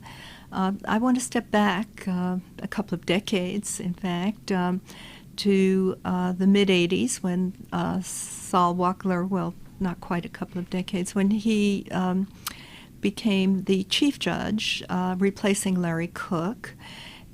His idea was to have a commission. He called it Permanent Judicial Commission on Justice for Children. And he told me, I remember at the time, that he had more applications. When word went out that this commission was being organized, he had more people submitting their names, wanting to be part of this, than for anything else he had done. And for, I guess, a couple of years, the commission sort of stumbled along. It never really got going well. And he would talk to me about it from time to time until once he said to me, I think it had to be around 1988, he said, "Why don't you take over this commission? I think you'd really enjoy it." And I said, "Oh, that's ridiculous. I've spent my life in commercial subjects. I don't know anything about this area of the law, that everything is in anagrams that I can't figure out, and I think it would be a mistake." But he persisted, and ultimately I stepped into the role as co-chair with Ellen Shaw as now the dean of the Wagner School of Public Policy at New York University. And so together we co-chaired that commission for a couple of years until Ellen one day told me that she was going to leave me. She felt I could do it on my own. And to this day, I chair the Permanent Judicial Commission on Justice for Children. It is a centerpiece of my life. But it opened my mind to all of these issues that are in my heart, and all these family issues, and the anagrams don't matter, the kids do, the families do, and I just got so into these issues, and it was long before.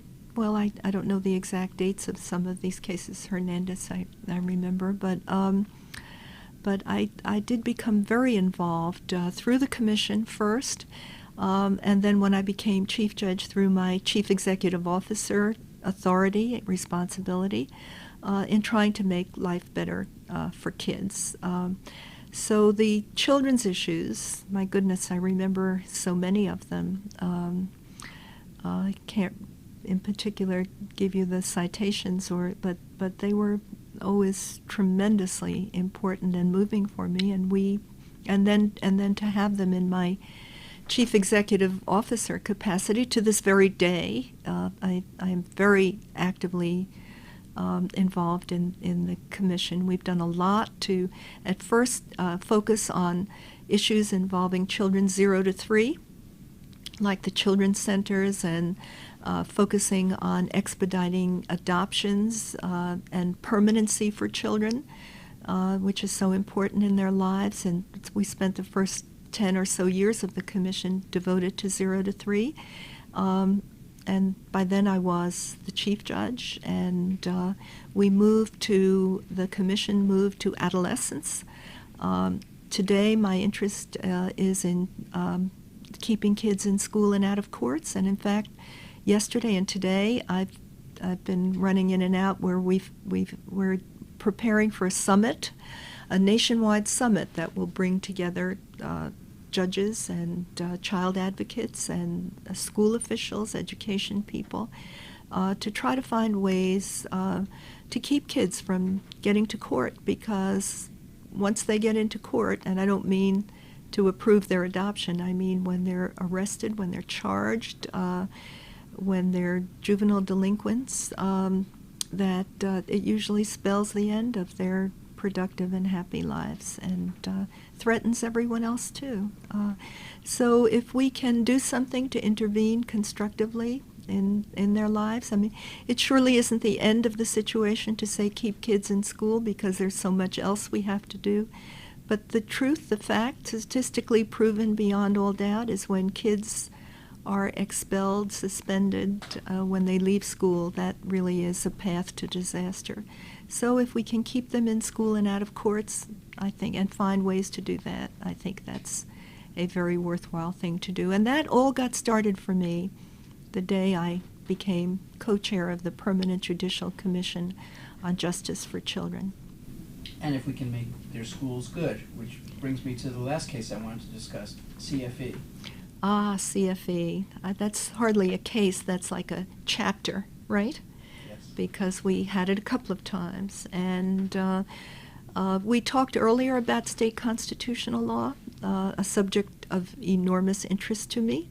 I love to write articles. Maybe does this go back to the journalism days, or is this just being the chief judge, or is it or a judge, or? I've written articles on the state constitution, and the really, really tough issues are the issues where our constitutional language is identical to the language of the United States Constitution. And there we have a tougher case, raising the ceiling. I think it's still our responsibility to do it when a case is made out for doing it. But I have to be frank and tell you, when the language of both charters is identical, that you have to make a case for a different rule. And I'm satisfied that the case is made, and from time to time. But when it comes to public education, that is our very own. That is unique in our state constitution. The people who wrote our Constitution was written in the year 1777. That's not the Constitution we have today. It's been amended several times, the last time in the year 1938. But it's a tough thing to get a Constitution. People spend a lot of time poring over it, being sure that it says exactly what they want it to say. And then it gets voted on when you amend the Constitution by 2 successive legislatures, and then by a vote of the people. And that's what we have in our Constitution of 1938. We not only have the affirmative desire to have the words as they are, but in the years since, there have been many efforts to change the Constitution, to revise, to amend the Constitution, and they have not succeeded. And as recently as 1967, there was an effort to amend a proposed new Constitution, and that failed at the polls. So I'm giving you all of that to tell you that I think we really have to respect what our framers wrote in our state constitution, and they wanted to guarantee the right to every child in the state of New York to a free and fine public school education. They said that. And it is our responsibility, however you may feel about identically worded clauses, this is ours, this is our own, and this is something we are, by oath, obliged to enforce and pay very, very serious heed to. As we did initially in CFE, I cannot say the second time it came around that I was entirely happy. I believe I dissented, didn't I? You did. Yes. Well. You wanted to talk about domestic violence? Yes, I wanted to talk about domestic violence because, life really changed for me when I became the chief judge. I had a very busy, active, happy life as a judge of the Court of Appeals. As you've heard, I was actively involved with the Permanent Judicial Commission on Justice for Children, and focusing on the 0 to 3 population. I've always been a prolific writer of articles. I've given a fair number of speeches. I don't especially like to give speeches, except that they then furnish an opportunity for me to make the speech more serious and make it into an article. So there I was, quite happy, and then one day in 1993, I became the chief judge, and I'm sure you're going to get to that, so I won't divert too much, except to say that one of the first events, and it was definitely in the year 1993, I became chief judge in March 23rd, 1993. There was a horrible tragedy, probably in late 1992, in the county of Westchester, where a woman was murdered by her husband, who then committed suicide. And I was the brand new chief judge. I was absolutely descended on by the domestic violence community. They were outraged by a proceeding that had taken place in court, when the woman, a very literate, articulate woman, came to the family court to get an order of protection. She came herself, and she asked the judge for an order of protection. And the judge interrupted her proceeding and listened to the woman as she explained her circumstances and gave her an order of protection. And this woman left the courthouse with an order of protection. And within 2 weeks, she was dead, murdered, and her husband had committed suicide.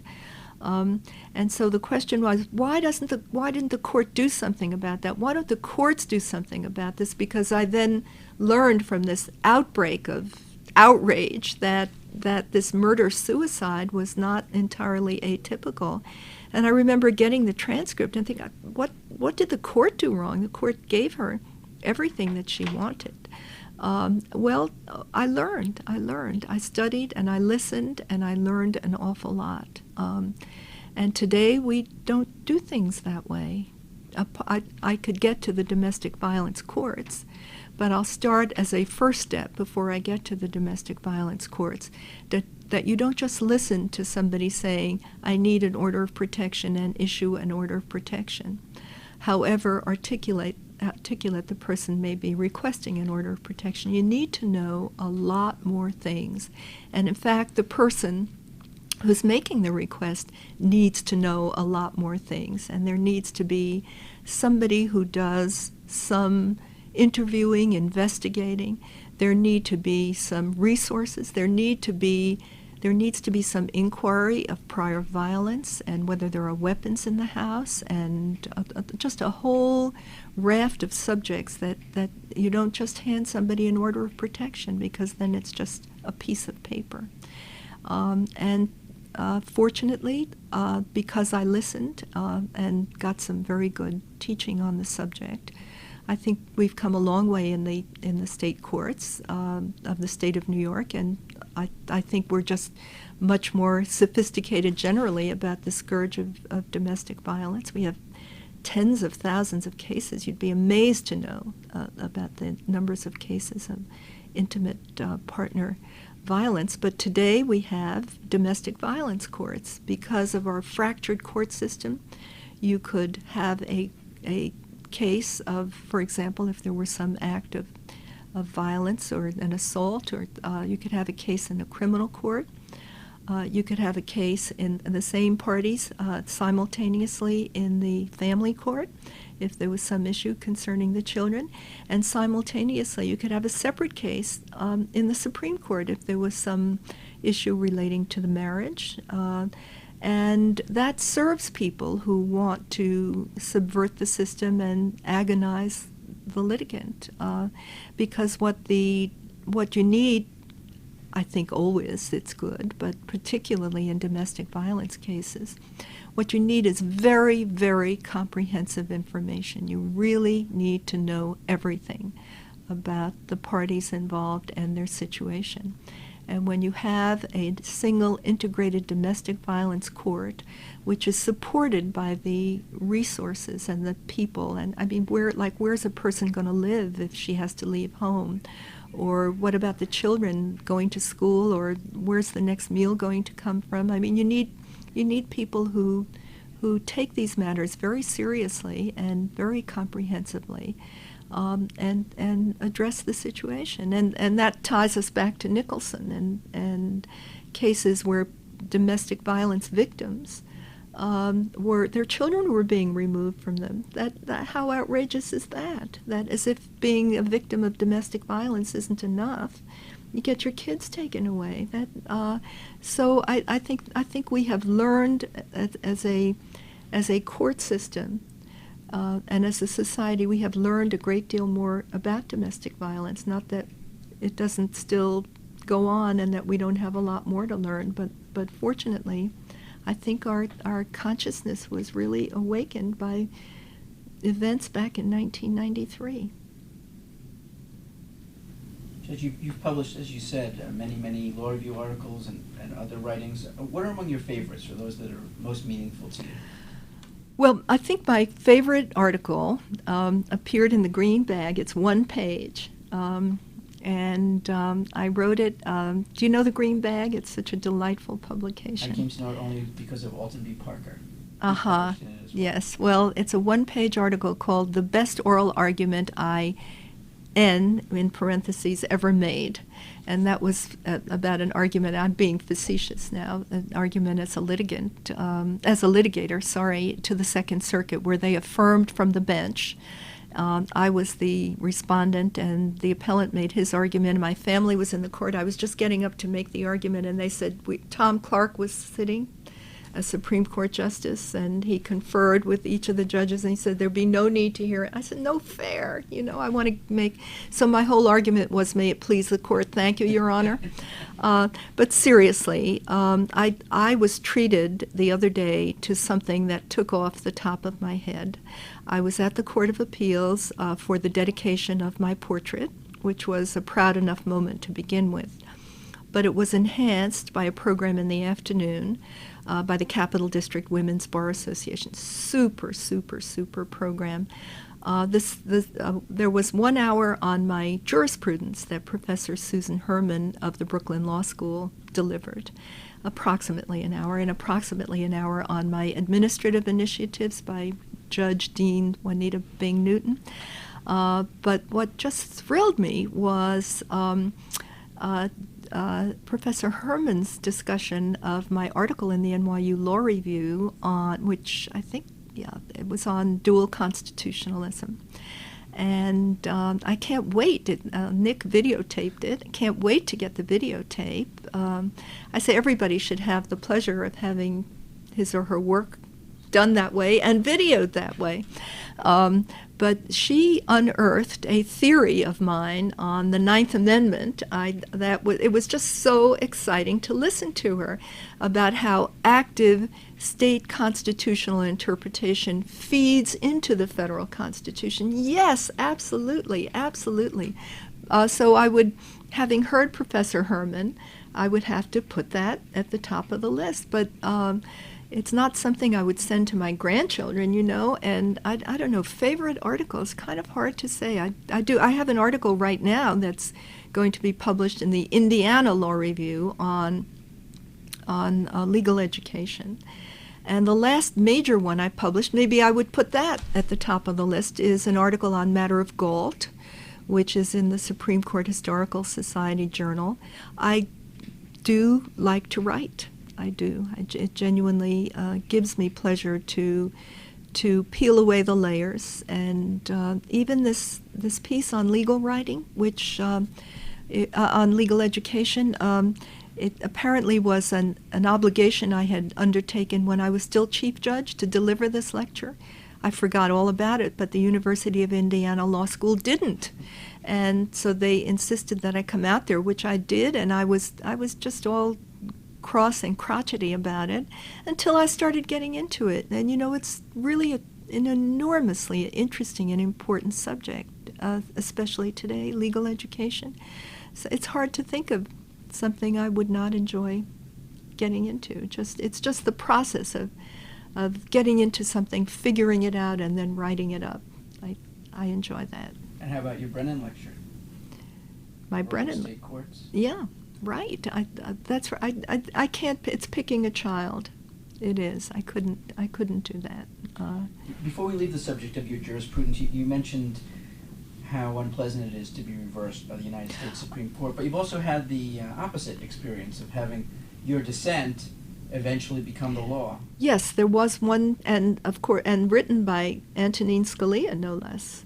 I meant within the Court of Appeals, but sure, why don't you talk about that as well? Yes. Well, I say I feel for all the judges who work so hard on their opinions and then get reversed. Very nice to be affirmed, not just affirmed, but to have the court say, in a thoughtful and comprehensive writing, right?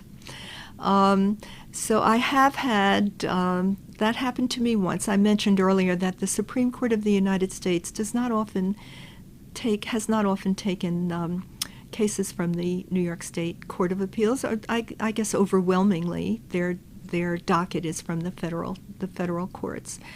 They've taken a few of ours, and in one case, I don't know why the name Butler is ringing in my head. I didn't go back to look. I don't think that's the right name, but there was one where I dissented. I think Judge Meagher and I dissented, and the Supreme Court reversed, and so we prevailed on that one. But But I guess what you worry about, especially as the days go by and you see a little more kind of, well, I don't know how you want to characterize it, so I'm not going to use a word to characterize it. Let's say activity at the Court of Appeals. You have to worry about opinions you really care about getting reversed. And in my time on the court, the one out-and-out reversal was a case called Tebbit against Virostek, where the Court of Appeals had denied the right of a pregnant woman to sue for malpractice for a botched amniocentesis that really injured, if not destroyed, the fetus. But the Court of Appeals said the fetus is not a person, and the mother was not injured. The fetus was injured, so get out of here. And then I dissented in that case, and a couple of decades later had the pleasure of seeing that reversed. But I would not like to see any of my current decisions reversed. That would not be a happy day. And you had another dissent. Perhaps it wouldn't be characterized as an out-and-out reversal, but I would say that your dissent in People against Mooney was adopted. Its view was adopted in People against Lee and later cases with respect to the issue of eyewitness identification testimony. I guess. I'm thinking about the DNA, and now I haven't gone back and looked or thought about it, but I've seen my concurrence in Wesley cited a number of times too. So I'm reading forward, not backward. Let me take you back to November 1992. Can you tell us about it? Yes, of course. You don't have to even finish the sentence there. I've told you how very, very satisfactory my life was as an associate judge of the Court of Appeals. I had great colleagues. I was treated superbly, had great work that I loved, husband that I loved, and wonderful children. And I said everything was just like perfect. It was in November 1992 that, as the court was leaving Albany, that I was getting an award at the State Bar Association the next day, Saturday. The court was leaving on Friday. And I learned that Judge Wachtler, Chief Judge Wachtler, was going to be speaking that night, Friday night at the Fort Orange Club, meaning that he would be staying overnight. And I invited him to come to see me get this award at the State Bar Association. He was very nice and said he had to get down early in the morning, regrettably couldn't stay, and that was kind of the end of that. And so the next day, Saturday, Stephen had driven up from New York City, and Hope, Engel, and Hank, they were married, I think they were married by then, Hank Greenberg. The four of us went to the State Bar. They watched me get the award. It was really nice. We went to Jack's for lunch. We had a great celebration, and then we drove down to New York City. I'll never forget that Saturday. Drove down to New York City, stopped at a movie, and arrived home after 11 p.m. with the phone ringing furiously. And it was Stephen's Uncle Leonard. I've told you about Uncle Charlie and get your portrait done right away, so this is Uncle Leonard is Charlie's brother. And Uncle Leonard then in about 70-something, he was on the phone saying, Judge Wachtler's just been arrested, turn on your TV. And I remember turning to Stephen and saying, maybe it's time to consider some care for Uncle Leonard. I mean, this is so absurd. I was even reluctant to turn on the TV. It was just so ridiculous. But of course, we all know what happened. And that day, then Chief Judge Wachtler, on his way down to Long Island, as he told me he had to be that morning, was stopped by a cadre of federal police, and he was arrested. And that tragedy has been very well written about, including by Saul. It resulted in great chaos and sadness at the Court of Appeals. I remember Dick Simons became the acting chief judge, and he convened us in Albany, the six of us, sorry, Saul was in detention, and Dick convened the six of us in Albany to try to figure out what to do. And we ultimately decided that we should permit Saul to retire, which, as I recall, evoked a bad editorial someplace. But it was a time of tremendous sadness, and fortunately it was Dick and not I who had to address the court about this. Everyone was very, very upset, and so there were then these days and weeks and months of great tragedy for Saul and his family, and we're part of his family, and for the court, and that, let's see, that would have been November, and I was sworn in March, so those were months of kind of uncertainty. Chief Judge Wackler was quite beloved by the Absolutely. staff. I say it was devastating, just devastating. And I say it fell to Dick Simons. He did such a beautiful job trying to console people in their great grief. And we watched this story unfold, which came as just an enormous shock to all of us that this sort of thing was happening. And we were so close. We were so close, all of us. Well, I've told you about the dinners every night, and so it really hit the court very, very hard. Now, how did you decide to apply to be chief judge during that time? How did I decide to do that? I think it was just a natural sort of thing to do. Judge Simons and I, it just seemed natural to do that. I didn't. You were the two most senior. Yes, being the two most, we were to the right and to the left of the chief judge, and without question there had to be a new chief judge. So we just, I think, seemed like the most logical, natural candidates for the office. And do you remember learning that time around that you'd been selected? And anything about the nomination process? That time around, I think everything went really well. I don't remember.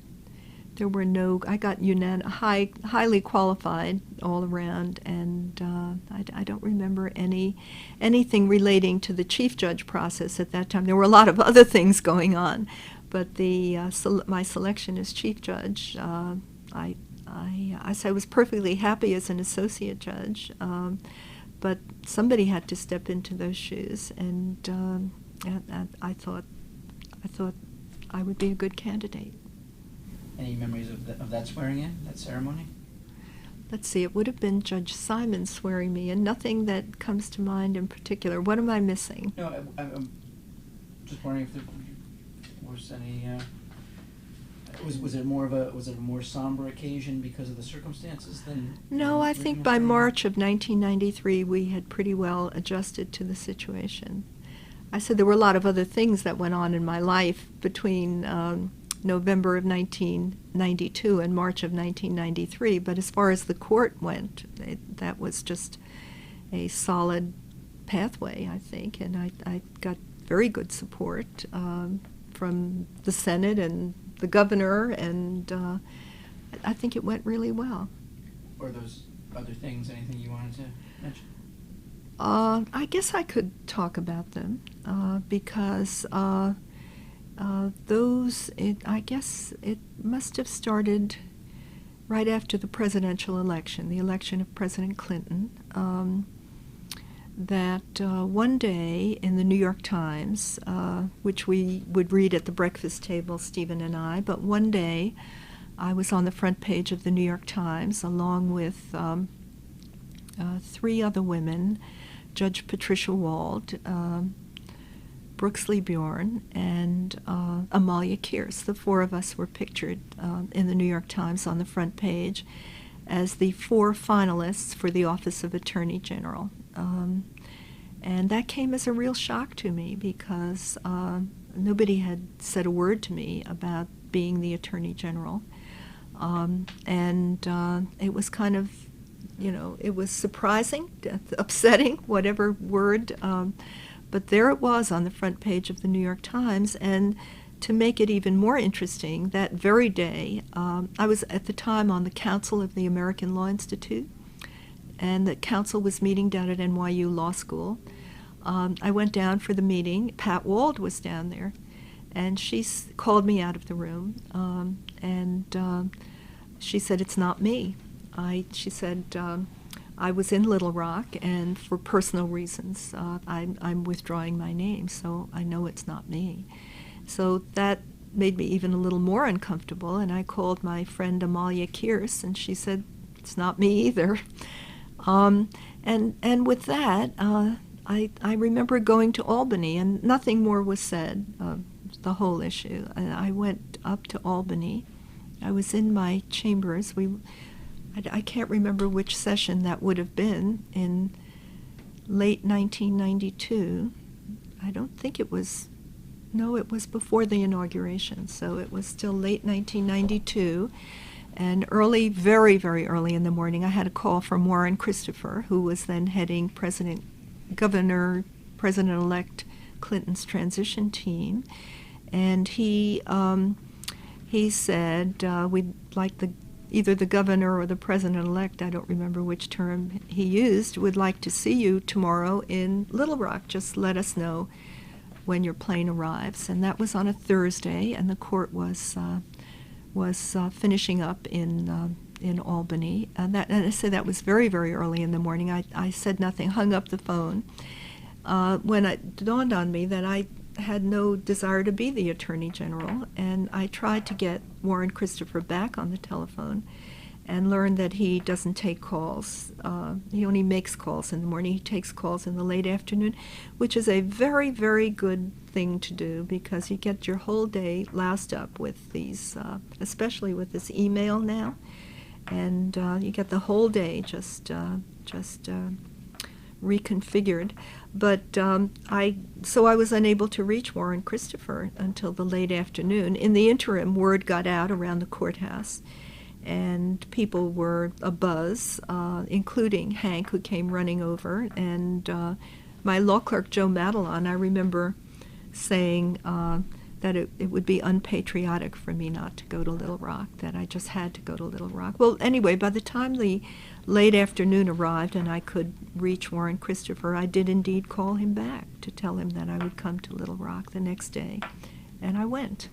I stopped by the Fordham Law Library and picked up a doctoral thesis on the Office of the Attorney General. I was a good friend of the librarian because I used to work in the stacks a lot there.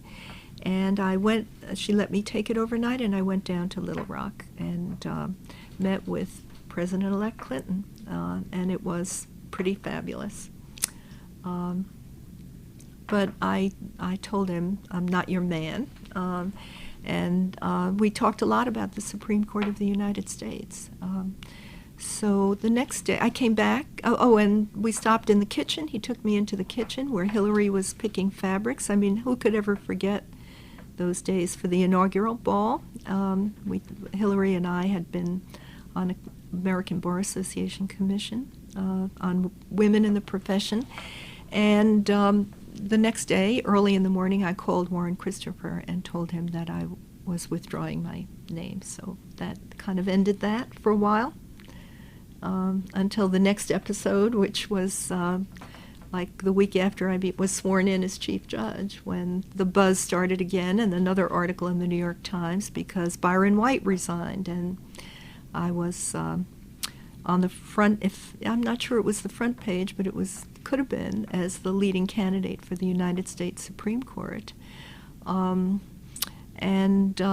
This time I talked to my husband. It was like a week after I was sworn in as chief judge.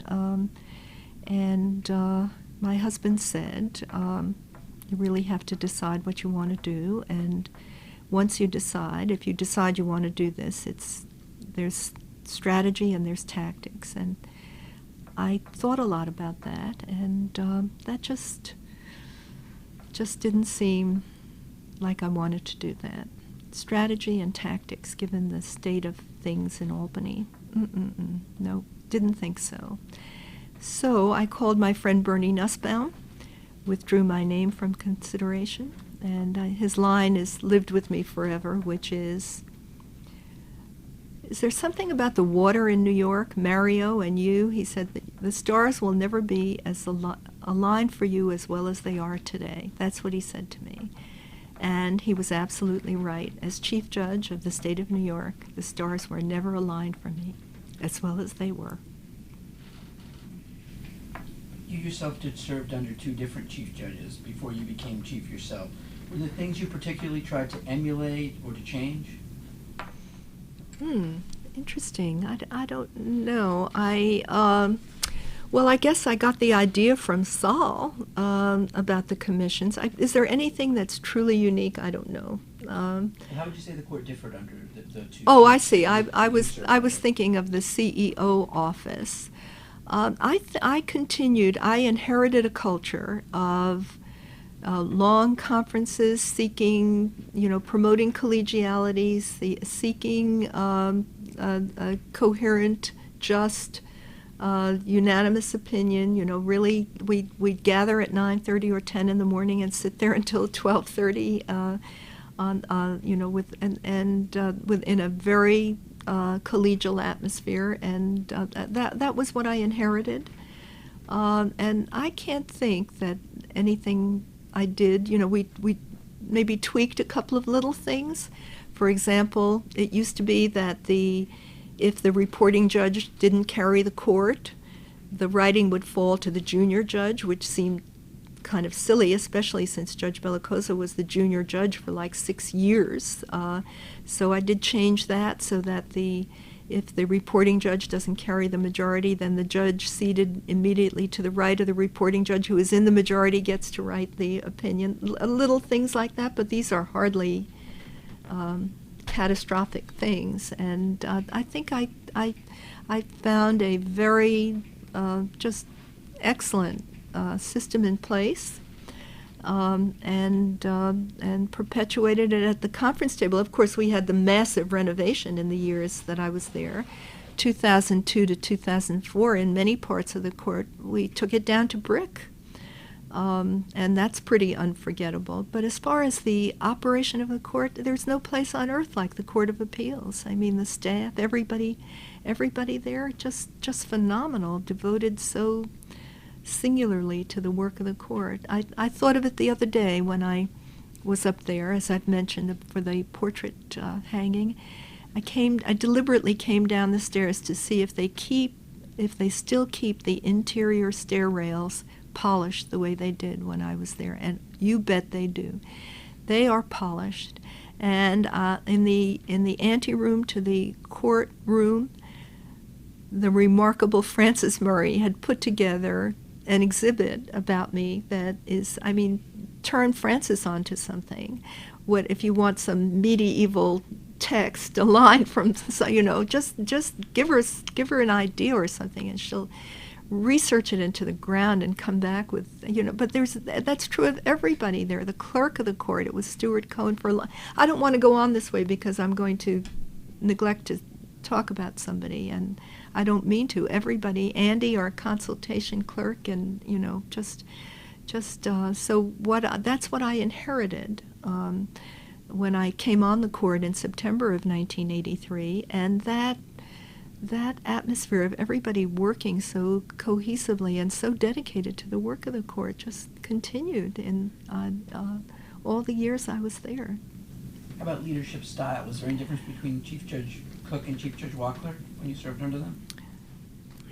I think I can't think of anything in particular. I say under Chief Judge Cook, we had these very long days because we had 800 cases for as opposed now to 200. Do they have 200? Something around 200. And if you think of quadrupling the docket, that, but even so, I just remember two very dedicated human beings as the chief judge predecessors that I had. Now, fairly early in your tenure as chief, the court came under some political attack. Can you tell us about that time? I've always meant to go back and look, but I do remember very unpleasant times. I think certainly it was the New York Post, and in whose favor I never was, for reasons unbeknownst to me, but I'll reserve comment on what the New York Post thinks of me or thought of me, and by the same token, what I think of the New York Post. But anyway, that aside, I think they had the idea that I was kind of like a criminal-loving liberal or something absurd. But once they got on the case, there was nothing I could do. I remember trying to meet with. It's an important part of the chief judge's function to meet with the press. I mean, it's our voice to the public.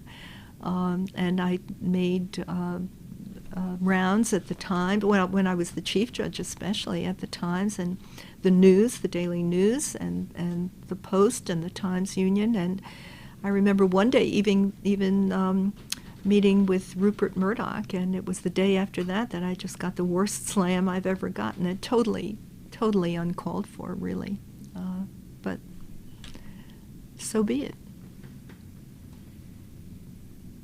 It was only after you were already chief, and in fact had been on the court for 11 years, that you were joined by the second woman. Ah, yes. Judge Separek. Yes. And then by the time you left the court, women formed a majority. Can you tell us about how you felt when those milestones were reached? Well, I felt great. In fact, I was with Justice Ginsburg over the weekend at the I've told you before, National Association of Women Judges Conference, and commented on, we observed that Justice O'Connor had been sworn in 1981, and then Justice Ginsburg followed in 1993. And it does make a difference when there's another woman.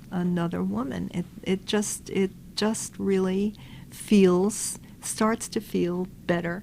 Now, nothing happened. I think the one change when I came on the court, was that they put a lock on the bathroom that's right off the robing room. You know, they didn't need to do that. I wouldn't have used it anyway. But to have a second woman there, it just is an indescribable feeling and a wonderful feeling. And then, of course, you start to see justice when you see women, diverse people of merit, rise to the position. I think there was one time in our time together when I think we must have been only 3 women and not 4. I'm just trying to think if there was a time when the women ever came together in an opinion, as opposed to the men. And there was one time, and it related to fees in shareholder derivative litigation, just to show you gender kind of issues, right? And the really great thing, sad thing about that is the 3 of us were right. We needed to get Judge Reed. But we turned out to be right, because we were reading a Delaware court decision, and the 4 men prevailed, and the 3 women dissented. And then shortly after that, the Delaware court made clear that the dissenting opinion was the correct opinion. So, but that's the closest gender issue I can remember. We hardly. I can't remember any other case where the 3 of us were together with the 4 men on the other side, or the 4 of us were together with the 3 men on the other side. But so nice to have a diverse representation on the court, so that when people walk in the room, they see people of every variety, not just a single stereotype, right? Absolutely. Do you remember the day that Judge Separek arrived? You got to swear her in, right? Well, I remember even more than the day she arrived. The day before she was sworn in, which was the day she arrived, and poor Judge Separek kept missing the exit. I waited for her in chambers till she got there, but she didn't get there till like 10 o'clock. She passed the exit like 3 or 4 times and kept calling to tell me, not again. But she did finally arrive, and it was just an absolute joy and to welcome her. I wanted to be there to welcome her, so I would have stayed however long it took, but she just kept missing the exit. Or maybe, it's when you come down off the road and then you find yourself on the way to Troy if you're not careful to get into downtown Albany. But she missed it many times, and the last time I was there, I missed it too. Well, if you were only as late as 11 o'clock, you would have been there anyway. You weren't waiting just for that. That's true. But it did add to the excitement each time she missed the exit. Mm-hmm. How about the day women took the majority in the court? Do you remember that? Is this anything that drew particular notice, or that? Well, drew notice, of course, but it was just a great day of celebration, really. Do you think it changed the court in any way? Had any effect Do on you? the court in any way? I think it made for a beautiful optic. I will affirm that. Definitely a beautiful optic. The symbolism of it was. Absolutely. Great. You can be there. Mm-hmm. Absolutely. Sometimes you had the experience of having some of your former judicial colleagues argue before you as litigants. I remember that a few way. times. I do. I remember Judge Stuart Hancock. He argued a couple. What a lovable character he is. And he was just always wonderful. I remember our years together on the court, and I remember that he would stand on his head every day. I remember that after he left the court at age 70, he went bungee jumping in New Zealand. And it did not at all surprise me that Judge Hancock would be back. And in fact, I saw him just the other day still doing pro bono cases, still very actively involved in pro bono cases. So, now I don't think, I know Judge Levine has argued. I believe he has. Did he argue before me? I don't. I think he did. Really? Mm-hmm. Well. And you served a full 14-year term as chief judge, and then a bit of another term after. Yes, and I want to just pause for a moment on the 14-year term, which has a very interesting history, because federal judges have life tenure. And life tenure is important when you talk about judges, because the most important thing you want is in a judge, you want all the good qualities of intelligence, sense of justice, and all, but above all else, you want complete independence. You never want to have to worry about the independence of a judge in considering a case and reaching a decision. So on the federal side, there is life tenure. A judge never has to worry about being reappointed or being reelected, standing for retention election. None of those things. They enjoy life tenure, and there are many federal judges now who, goodness, Judge Weinstein, and there are some well into their 80s and maybe even 90. Judge Wexler is 87. I haven't researched it all, but I know they're well up there, and they're continuing to make a great contribution. So on the state side, there was a dispute, and it was in connection with one of our constitutions. I've mentioned to you that the Constitution was amended several times. It was amended, I think the year 1846 is the one I'm thinking of, where it's kind of the People's Constitution. And I think that was the one where the length of service was fixed, because there was a dispute. On the one hand, everybody recognized the value of life tenure and judicial independence. On the other hand, they feared giving too much power to an individual. Giving life tenure was just giving too much authority, too much power. So they wanted to strike a compromise. And the way they struck the compromise was to study the statistics on life tenure for judges who had life tenure. And the average number of years actually served at that time by judges who had life tenure was 14. And that's how we got the peculiar number 14 in our state constitution for a term of office for so many of our judges. But I had the good fortune to fill out my 14-year term. It started in the year 1993, as I've told you, March 23rd, 1993. And as 2007 was on the horizon, I was seeing the end of my term. To me, just unthinkable that I would have to leave the court. I guess I was 68 and some, so there's one limitation on the term of office for term of years, one limitation for age. 70, you hope to live to that point. You don't want to not reach that point. I was coming to that point where my 14-year term was ending, but there still was a year and a half or so before I got to be 70. And actually, it was Governor Spitzer who encouraged me to reapply. I said I would be serving to the end of my life if I had the opportunity to do that. So I reapplied, and Governor Spitzer appointed me, and I got sworn in again and have the distinction, which I have to tell you, I didn't know at the time that I became Chief Judge that no person lived out a full 14-year term. That would have been very disheartening, wouldn't it? Back in 1993, if I knew that no person ever lived out a full term, would I want that? It's just like you're condemning yourself to an early death. Fortunately, I lived out the 14-year term, and I got an extra year and a half, and I got to have the longest tenure of any Chief Judge in the history of the Court of Appeals. And I hope I filled it well. By almost 60% longer than the next longest serving chief. Yeah, well, maybe they're just appointed older or whatever. I think Sanford Church was 10 years and a couple of days back in the 1870s. Goodness. You were 16 years. Wow.